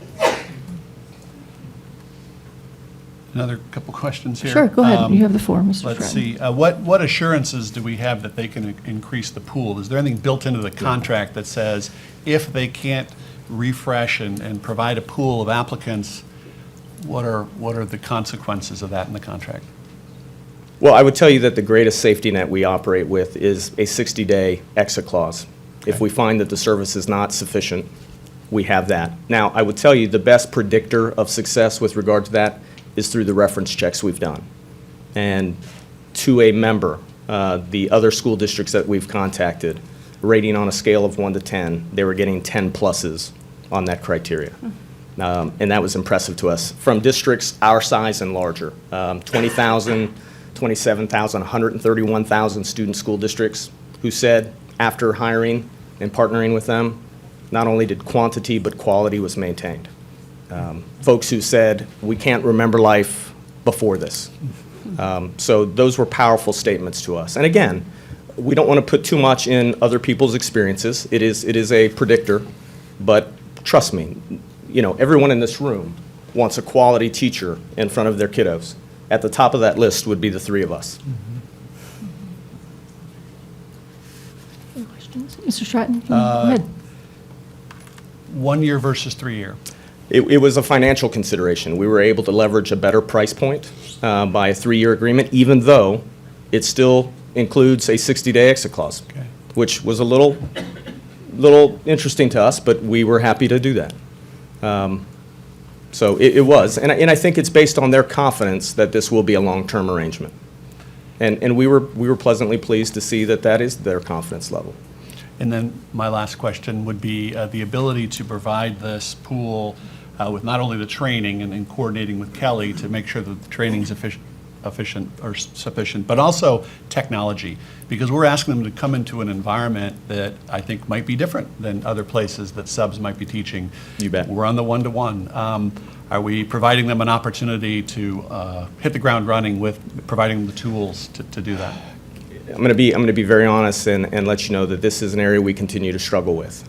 We are looking for a solution that will make technology easier to place in the hands of our substitutes. It has eluded us to this point. Drew's team has been absolutely wonderful about working with us to find an appropriate solution. It is not where it needs to be.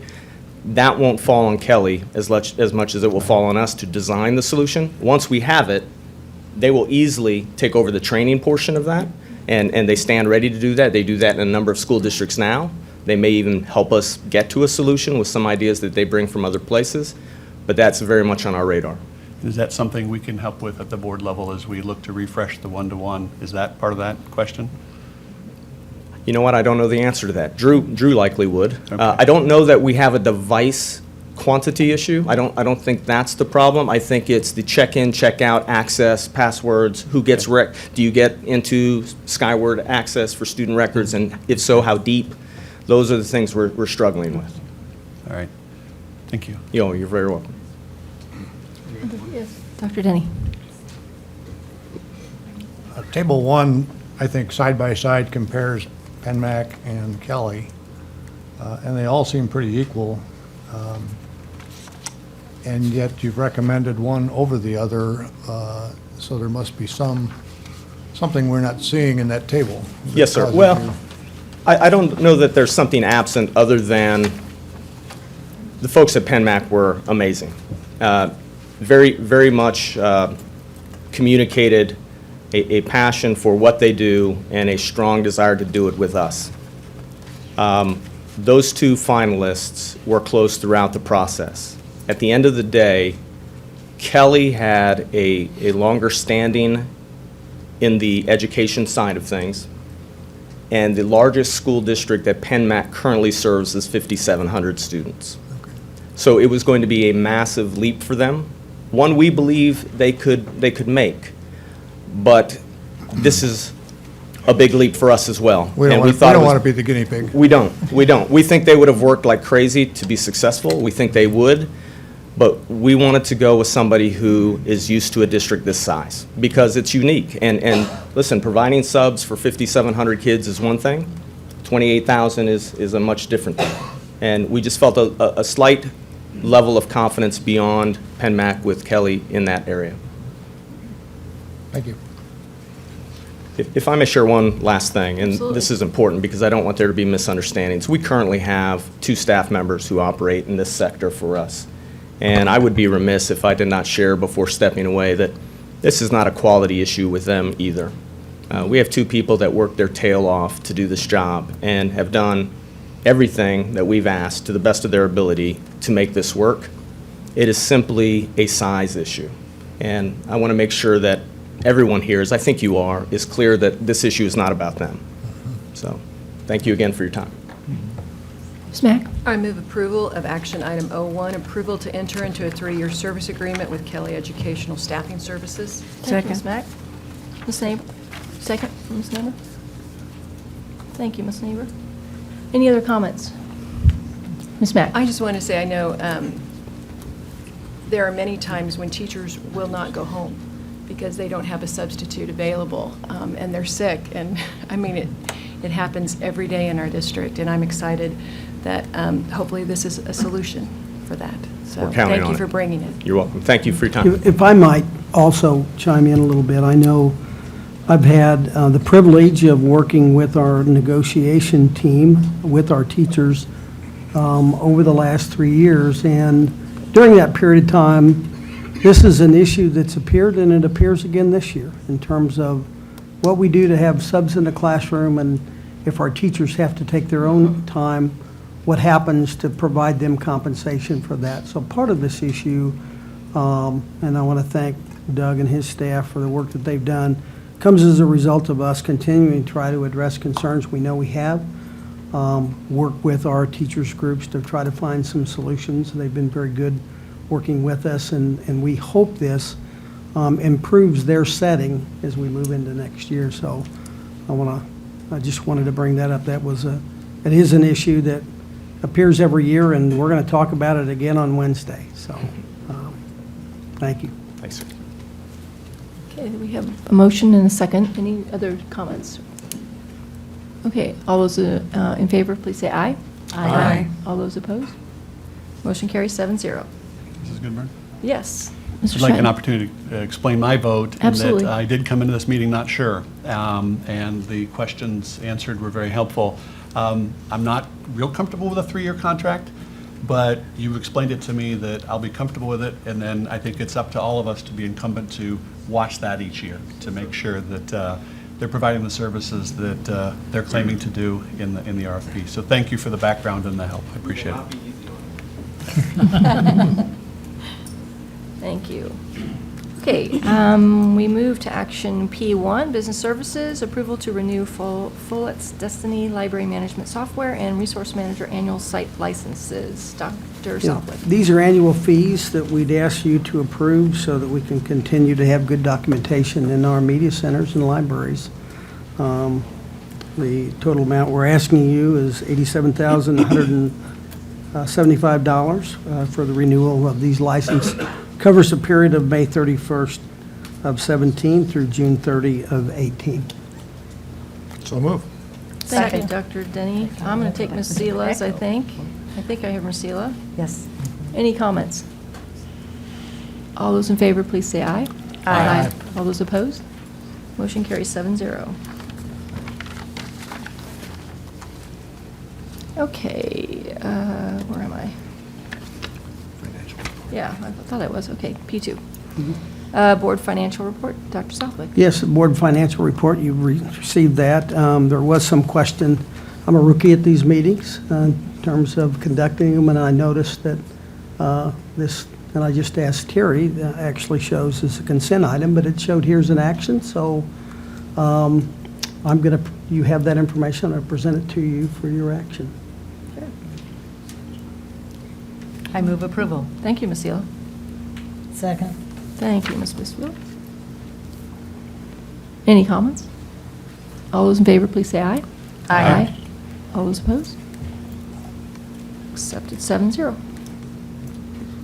Okay, we have P3, which is the approval of school fee schedule for the 2017-2018 school year. Dr. Southwick. Yeah, so we've had some conversations earlier this year about our rental fees, but now we're bringing our student fees, and would ask Russ come forward, present those fee schedules and some rationale behind those, and Well, Thank good you, evening. Mr. Knapp, for being here. Thank you. So for your consideration, these are the district-wide fees for the 17-18 school year. Previously, you've approved course fees that are in the program of studies, so these are beyond that. I won't go through each one, but on the attachment to the agenda item, I highlighted the fees that have changed. The first one is the food service meals. Breakfasts are going to go up 5 cents and lunches are going 10 cents. So Nancy has to go through that USDE calculation, and it required them to go up 5 cents and 10 cents. It required an increase last year as well, but we requested a waiver and was granted that last year. So this year we have to have that increase. E-school fees going up from 170 to 180. That basically just aligns us with the other districts in the area. We lagged a little bit behind on that.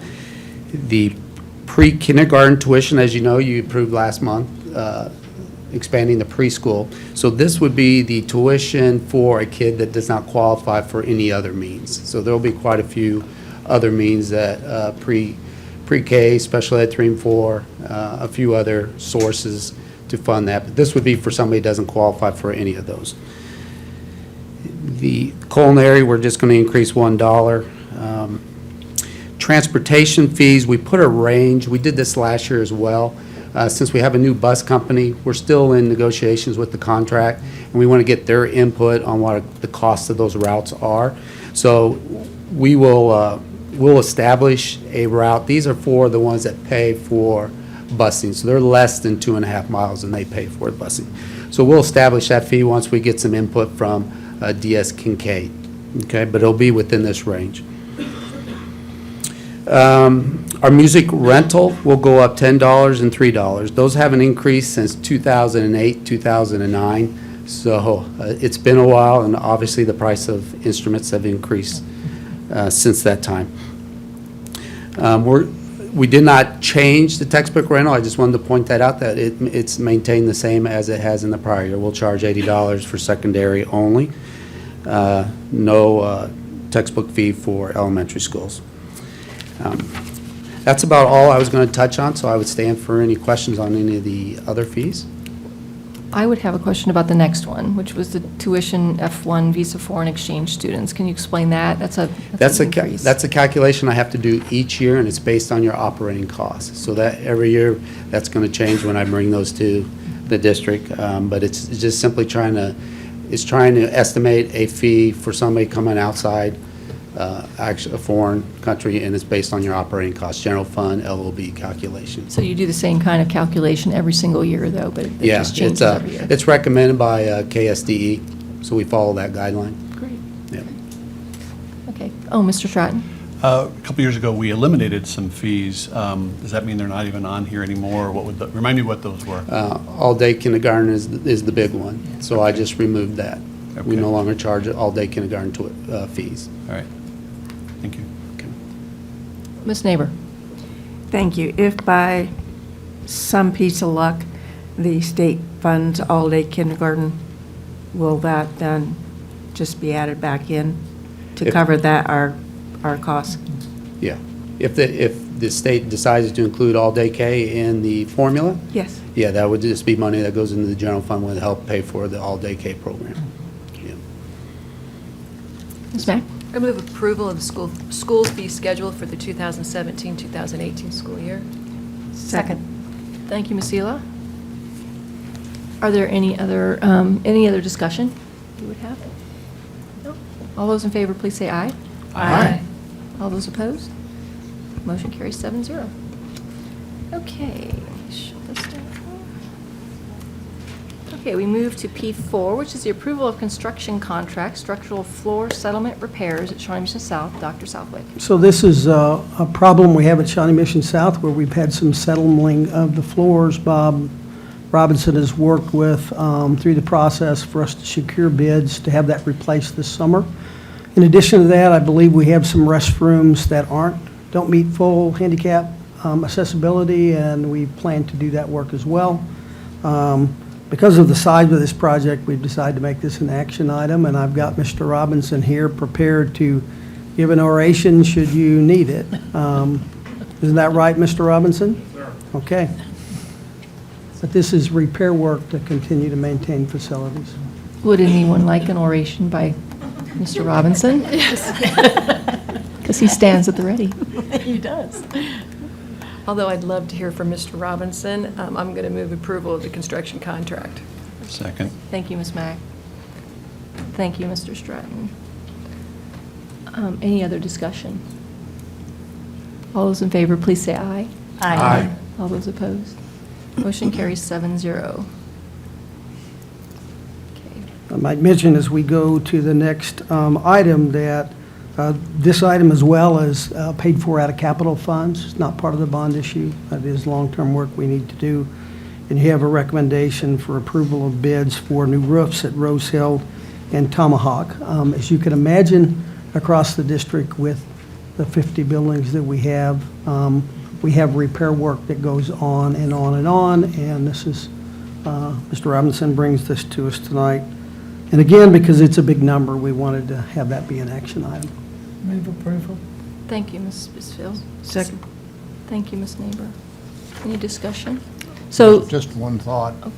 I noticed that we sent out 8 requests and we got 9 responses, which I think speaks to the fact that people are paying attention to what we're doing. I think that's probably a good thing.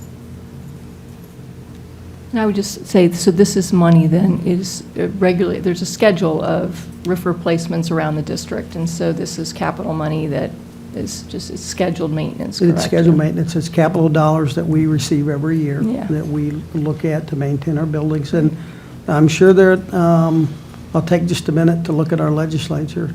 This is money that's very important to us as we continue to try to maintain our buildings.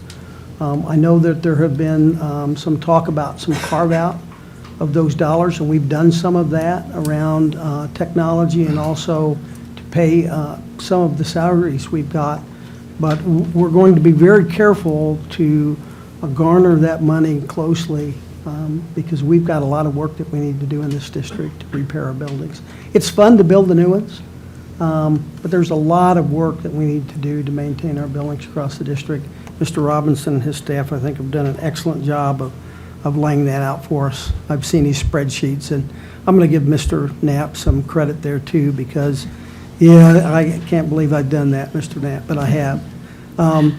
This isn't what we have planned for next year, but we're planning this out over the next 5 or 6 years, and I think that in itself would be interesting to bring in as a workshop discussion, so you've got a sense of what it takes to keep this district operating. Any other comments, questions? Okay, so we have a motion and a second, so all those in favor, please say aye. Aye. All those opposed? Motion carries 7-0. Who moved in the second? What? Who moved in the second? I had Cindy. Bisfield I and did. Neighbor. I had Neighbor, yeah, Cindy. Ms. Neighbor, right? Correct? You Yes, seconded, right? correct. Yes. Yeah, that's what I had. Okay. Okay, P6, approval of construction contracts for multiple bid packages to complete the total project cost of Lenexa Hills. So just a couple of things I'd like to speak about. First of all, with the bond issue, there was a commitment to build a new elementary school in each of the 5 feeder patterns. All of those, we are in the process to meet that expectation that the board set forward. Lenexa Hill is the 5th. We do have Brookwood on the horizon that we'll bring to you later, but this takes care of the 5th elementary school commitment that was made to be in the west area. In addition to that, as you remember, at a previous meeting, we approved for J. Dunn to begin to move dirt on that project and also for us to begin to look at our precast walls. Moving dirt, removing some trees, not many, but a few, gives us an opportunity to jumpstart. Reminding that this school needs to open on time. I don't have an option of moving in winter break or over our spring break. So you issued the contracts for that work to begin. Since then, we've taken bids, and I'm happy to say for this building, Mr. Robinson and I attended the bid opening at J.E. Dunn. We had 130 bidders in the room. We feel like we got good pricing, and there was lots of activity around that. And tonight, we ask for you to do the final approval of $16,515,531, but a total amount for us to build this building at $17,641,431. So move. Thank you, Dr. Denny. Second. Thank you, Ms. Mack. Any questions or discussion? Yes, Mr. Could Stratton. you remind us about the responsibility for cost overruns and how our different partners offer us guarantees as we move through this process? Yeah, we get a guaranteed price on the building that does not, and there's contingency built into all of these projects. If we don't use that money, we get the money, we get to keep it. We've done that on several of our elementary schools. But we'll manage these contracts through this process for Lenexa Hills. This is a construction management agency rather than an at-risk. And the number that you've got tonight includes some contingency. Our goal is to manage those contracts and not have to bring 15 change orders to you on something that would be unforeseen. That gives the authority in this number for Mr. Robinson to do that. I will tell you that as we go through, and we've had this on every project so far, there are things that when we get into it, we want to add. And it's not fair for us to ask our subs or our general contractor to add that when it's a value added for us. So I will not say that we won't bring a change order to you, but when we do, it will be a value added situation. And that's what we've tried to do. There have been a few change orders that we've made. But as a board, I think, and I've heard you echo, that we've been able to manage the number of change orders over that $140-some million worth of work that we've done as a result of this process. So I would say, I would absolutely affirm that. In the past, when we haven't had that overall contract, we've had change order after change order, and it's been a good process, so thank you. Yeah, I will assure the board and the public of this.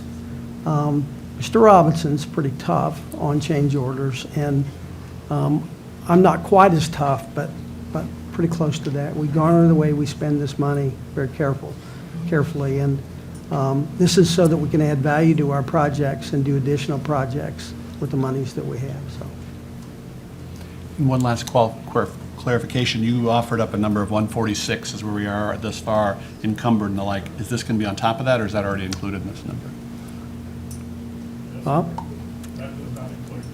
does not include the Okay. school. So we'll add this to the 146. Thank you. Good question. Thank you, Bob. Thank you. Any other questions? No, seeing none, we have a motion by Me? I'm sorry, yes. I'm looking. Second by Pat. Yes, and by Patty, yes. So all those in favor, please say aye. Aye. All those opposed? Motion carries 7-0. Okay, we have now, it would be P7, approval for one-to-one device refresh of Apple computer hardware. Yes, I'd ask Drew to come forward. The board will remember that we gave a brief update of the process we were going through at the board meeting, said that we would be reporting back and asking for a motion for us to move forward with our Apple one-to-one computer hardware. So, Drew? Thank you, sir. Thank you. If I were to stand up here and say I wasn't a little bit excited about this, would not be truthful, and so I am. Maybe that's just the technology person in me or whatever, but I also have the privilege of representing the work of not just myself. There were a number of departments involved in those work, and there were a number of individuals in those departments. So hats off to them as well and their contributions. When we talked last, we spoke about trying to find a path towards providing a sustainable expenditure model for capital funds in the areas of technology while meeting all of the district's technology needs. And we started out kind of with a question, and when I say we, I mean these people I'm talking about, we worked in different departments, but also dipsticking other people and asking essentially this primary question: does the Shawnee Mission School District intend to continue to have technology in the district? And it was a pretty resounding yes. That was the answer we got from pretty much everyone was yes. We think that's definitely something we need to do. And so we took that and then tried to figure out, okay, how do we do that? How do we make that sustainable? A digital learning initiative, a one-to-one initiative is not an inexpensive venture for any organization. And so finding a way to make that sustainable was important to us. And we started kicking around a few ideas. And the idea we settled on was to come up with refresh schedules for these devices that included the one-to-one devices as well as those other areas of technology needs the district has, and find a way to make those expenditures spread out a little bit over time to make them more digestible and then get the best deal possible. And so tonight I bring to you the first in what will probably be a series of steps for us as a district in establishing these cycles of 3, 4, and 5-year refreshes. And this would be for the iPads for students and then also our teachers. And the deal that we were able to negotiate with Apple for this was it's a 0% finance over 3 years, which we thought was very attractive. There's not even any cost associated with using the money over the 3 years. The reason for bringing it to you on a 3-year refresh for the iPads is our iPads retain their highest resale value in the market at this point in time. After 3 years of use, they have the highest remarketable value. That combined with the fact that we could get the interest rate so low, 0, and the fact that we're buying in the quantities that we do and get a per unit price down as low as it was, we felt like this was an appropriate time and a fiscally responsible way to refresh that first set of devices. As we go down, then we would continue every 3 years looking at iPads for refresh. The other DLI devices would be on 4-year, and then other devices in the district that are in labs, support areas, those types of things, they would be on 5-year refreshes. And we've walked through many scenarios and looked down the road where this appears to be sustainable. As with any economy, as with any budget situation, there are uncertainties. There are certain things we can't predict, but we've tried to dot every I and cross every T that we could. And we bring the student out because we feel like this is the right time to make this purchase. The finances of it make sense to us. It provides the devices to our students that they need to continue the successes we've seen with the one-to-one. And again, just out of a little bit of sheer excitement on my part, this is exciting. It would be an exciting opportunity for us to undertake as well. So with that, I would stand for any questions that you might have. Questions? So real Mr. quick, Stratton. simple math, I'm looking at this and it says $12 million over 3 years, no finance cost. What's the cash flow look like? Meaning equally divided over 36 months and pay it that way? I believe just so. like a consumer does? Equally divided. Okay. So as far as the way it hits different school years, we begin this starting with the next school year? The first payment will be this May. Okay. And then each May for the next 2 months. All right, so 3 full school years with an overlap of 1 month, or a couple months, actually. All right, thanks. Yeah, Ms. Sela. Thank you. And this is something that we've planned for. This refresh has been something that we have budgeted for and that we knew was coming at a certain time as well, right? Certainly. So- This is something Yes. that we started looking at in the initial purchase. Right. We've just come to a point in time where it's become more imperative, and so we started looking at a solution. We've been working on this probably 18 months, somewhere in that neighborhood. Great, great. Thank you. Any other? Ms. Neighbor? And this money comes from capital outlay? That's correct. It does. So that's part of that decision that was made by the district to spend some money on technology. The one thing that I want to reiterate that was big as we looked at this was the value of our iPads turned in now versus next year is $1 million. So that's $1 million that we received. The 0% interest, we looked, and Russ did a great job putting the financials together. We could have done this over a 4-year period of time at about a little over 1%. That would have been $700,000 additional that we would have paid in interest. So any way you look at it, that's $1.7 million we can take advantage right now with the purchase and the refresh of our iPads. It's an educational decision, but it's also a business decision. I again want to thank Russ and Drew and also Dr. Atha, because he was involved in this process of putting together an opportunity for us to refresh the iPads, but also continue to do roofs and sidewalks and other kinds of things that we have in the district. Any other questions? Mr. Lane? Ms. Zila?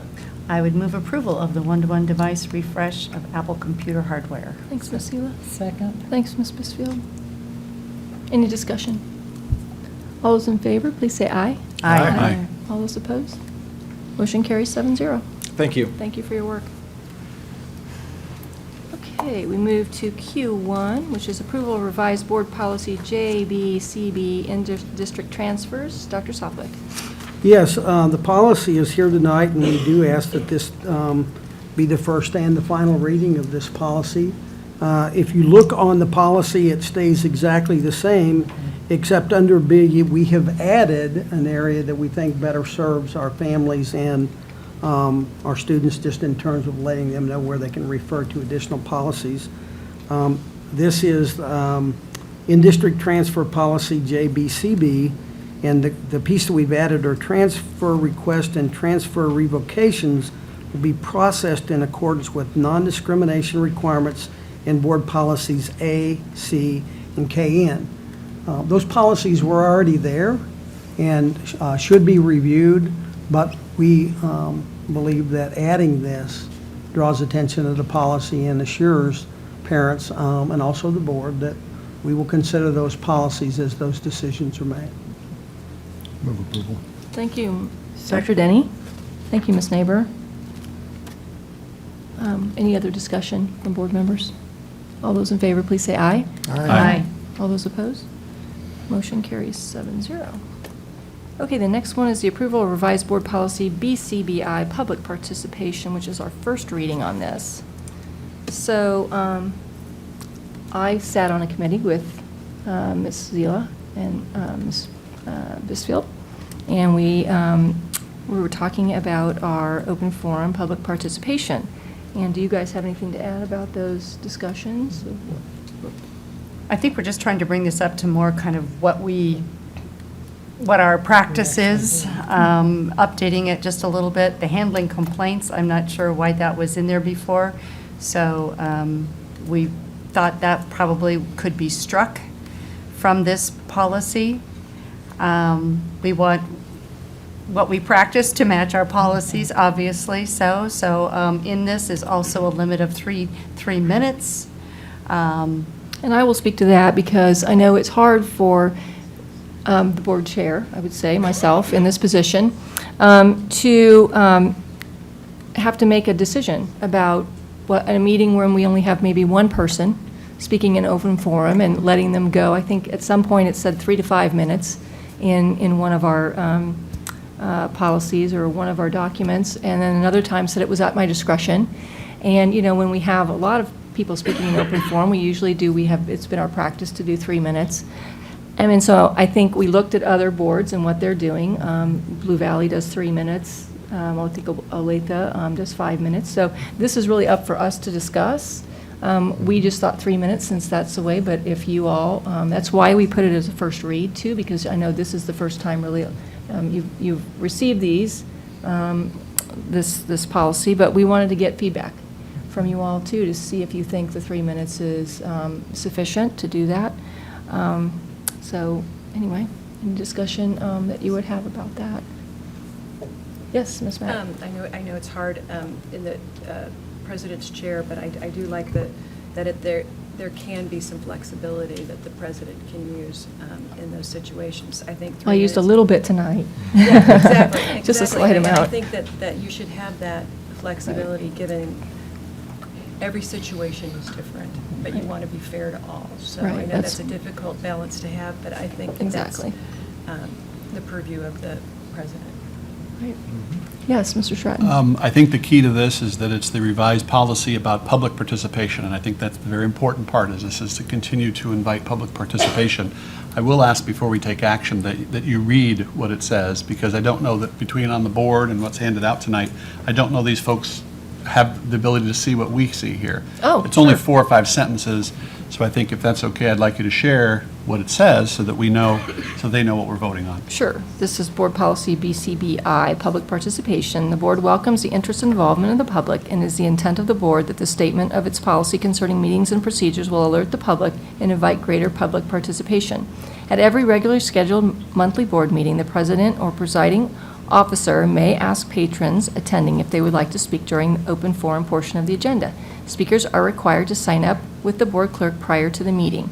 Rules for open forum will be available from the clerk prior to the board meeting and at the meeting itself. The board president may impose a limit of 3 minutes that a speaker may address the board. The board president or her designee may ask groups with the same interest to appoint a spokesperson to deliver the group's message. So basically, the changes are the 3 minutes, just having that as a set time, which other boards do. The signing up with the board clerk prior to the meeting. I think that we would really love for people to sign up just slightly prior to 7, like maybe 6:50 would be our just so we're not at crunch time at meeting time. Some boards actually require that you sign up by noon that day with the board clerk.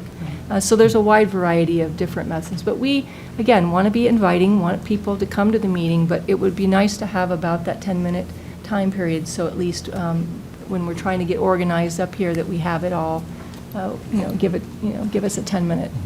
So, but that, again, is up for, right now, we go up right up to 7 o'clock, correct, Ms. Williams? Right up to 7 o'clock, so that would be something. And also, in providing, I think there's some question as to exactly what can be done in open forum. And so we've created, if you noticed today, my open forum speech before, I changed it to the one that was, that we would like to move forward with. And that's not policy, it's procedure. So I went ahead and did it today. And I think it just gives people direction, more information. It helps to give them some information about speaking. A lot of times we see people that come before us that are nervous and may not know exactly what it is they can and cannot say. We don't obviously want to get into matters of naming students or naming specific staff members, things like that. It's just, we want it. So anyway, and that would be given out too to anybody who signs up for open forum, a specific piece of paper that has those things on it as well. So we're just trying to get better in our open forum. Yeah, go ahead, Dr. Denny. This is a first reading, so It it'll come is. back to us. But I wonder if you and your task force folks might take a look a little bit at the wording, because to me it says that the president will invite participation at the start of the meeting.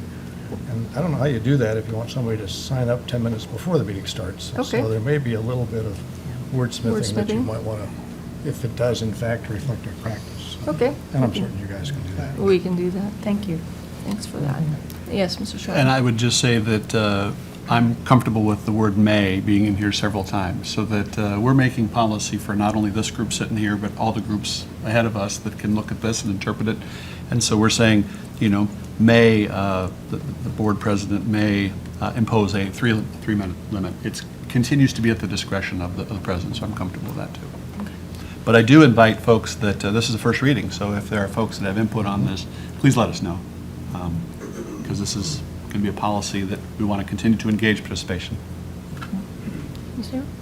And upon passage of this, I want to just make sure that, it's put online so people can continue to be educated and understand what the process is before they come, because if they have 5 minutes of notes in 3 minutes, it's a little, I'm sure, disturbing and frustrating. So just so we get that out there for people to understand. Yes, I agree, and that there is a space, I believe, under the Board of Education that kind of, it's an FAQ or, it's information, so we'll make sure that change happens.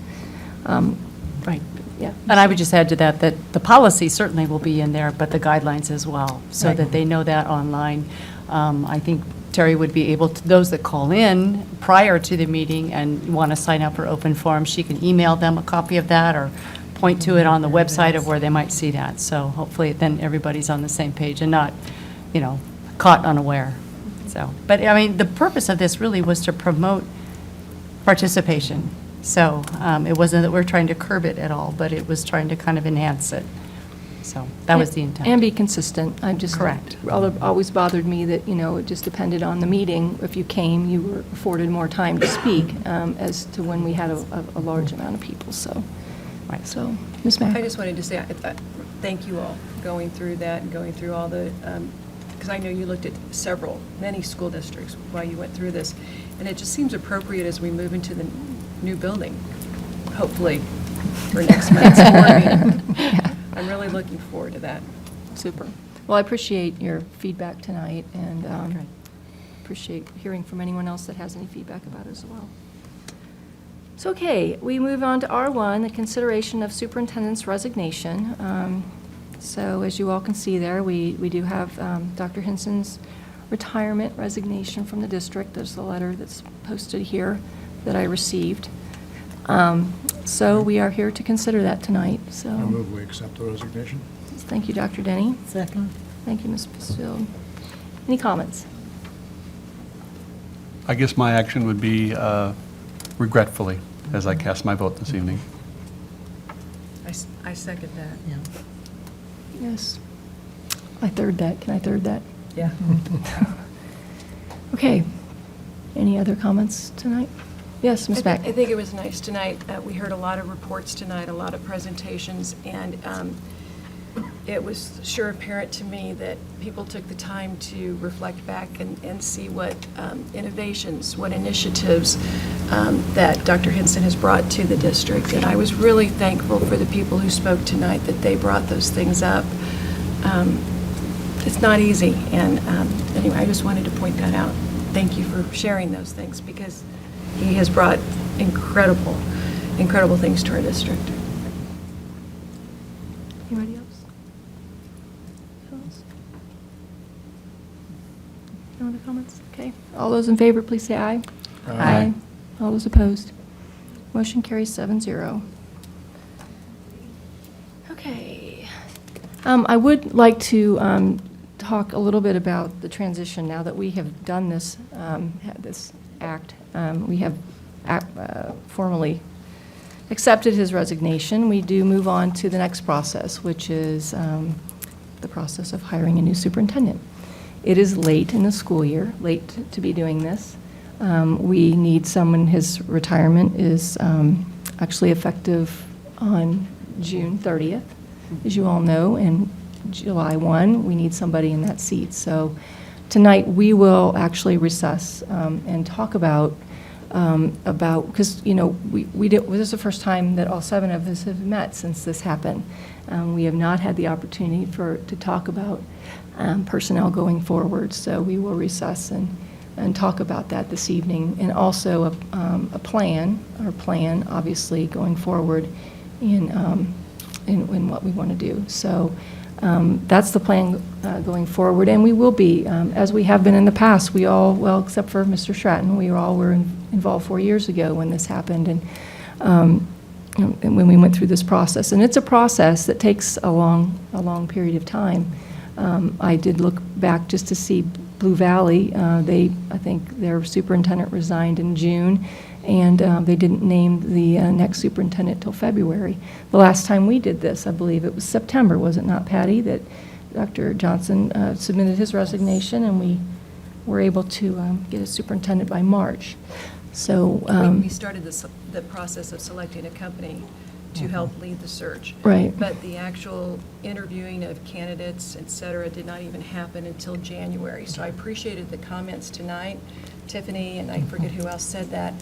But if you wait that long, the candidate pool diminishes, so you have to get the process started. But as far as the election, we didn't do it until spring break. And if you recall, 4 years ago, we had multiple meetings throughout the district about input, characteristics, surveys.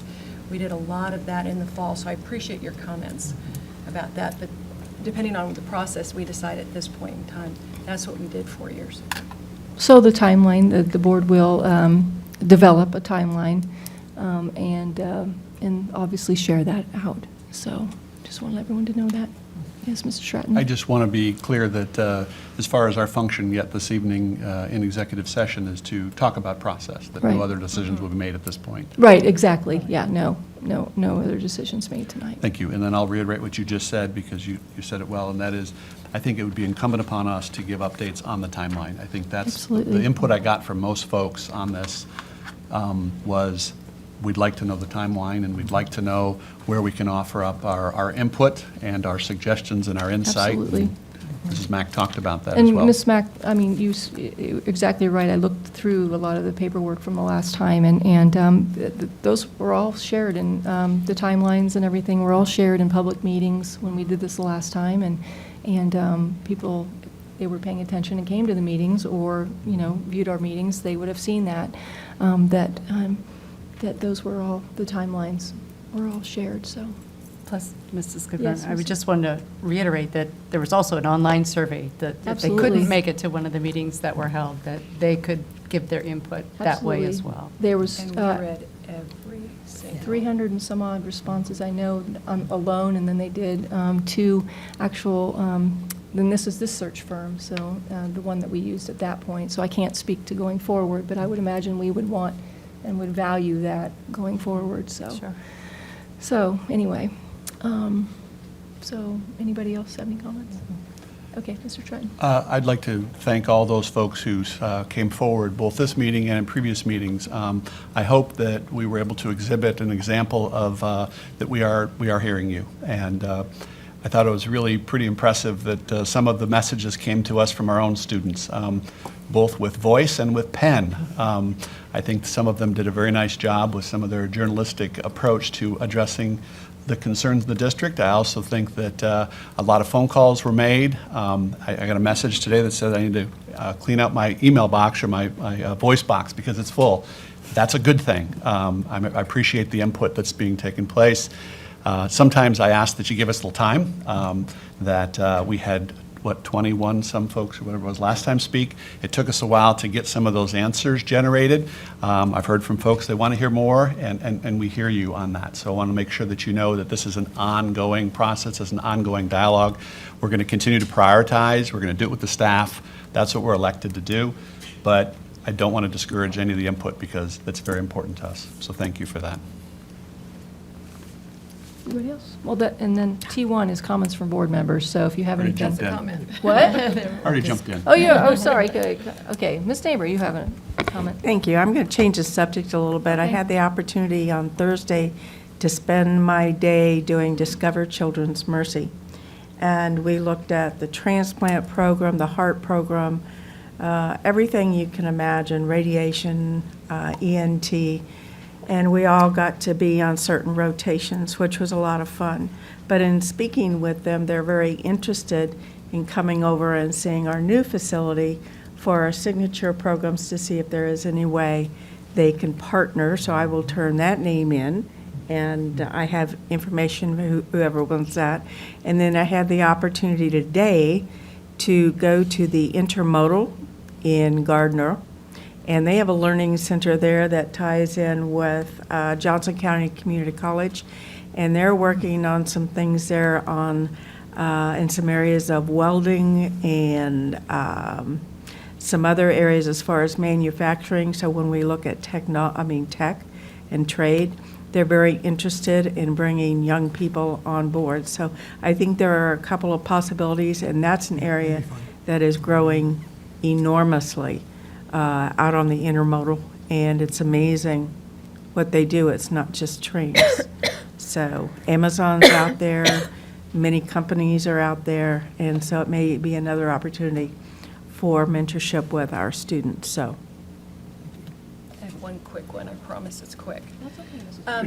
May 3rd, don't forget the boundary update meeting at Shawnee Mission West on May 3rd. And obviously, since school is getting out early this year because we didn't have any snow days, we didn't realize our Board of Education meeting won't be until after school is out, exactly. So it's, so that Monday night, and we will be having the vote that night. In the interim, I just pray for great weather through graduations. It's hard to believe we're at the end of another school year, so. I believe. Thank you, Ms. Beck. Anybody else? Dr. Denny? All right, I move that the Board of Education recess to executive session in order to discuss personnel matters relating to non-elected personnel. The meeting will reconvene at 10 p.m. and no further business will be conducted following the exec session. Second. Thank you, Dr. Denny. Thank you, Ms. Bisfield. All those in favor, please say aye. Aye. All those opposed? Motion carries 7-0. Thank you all for coming.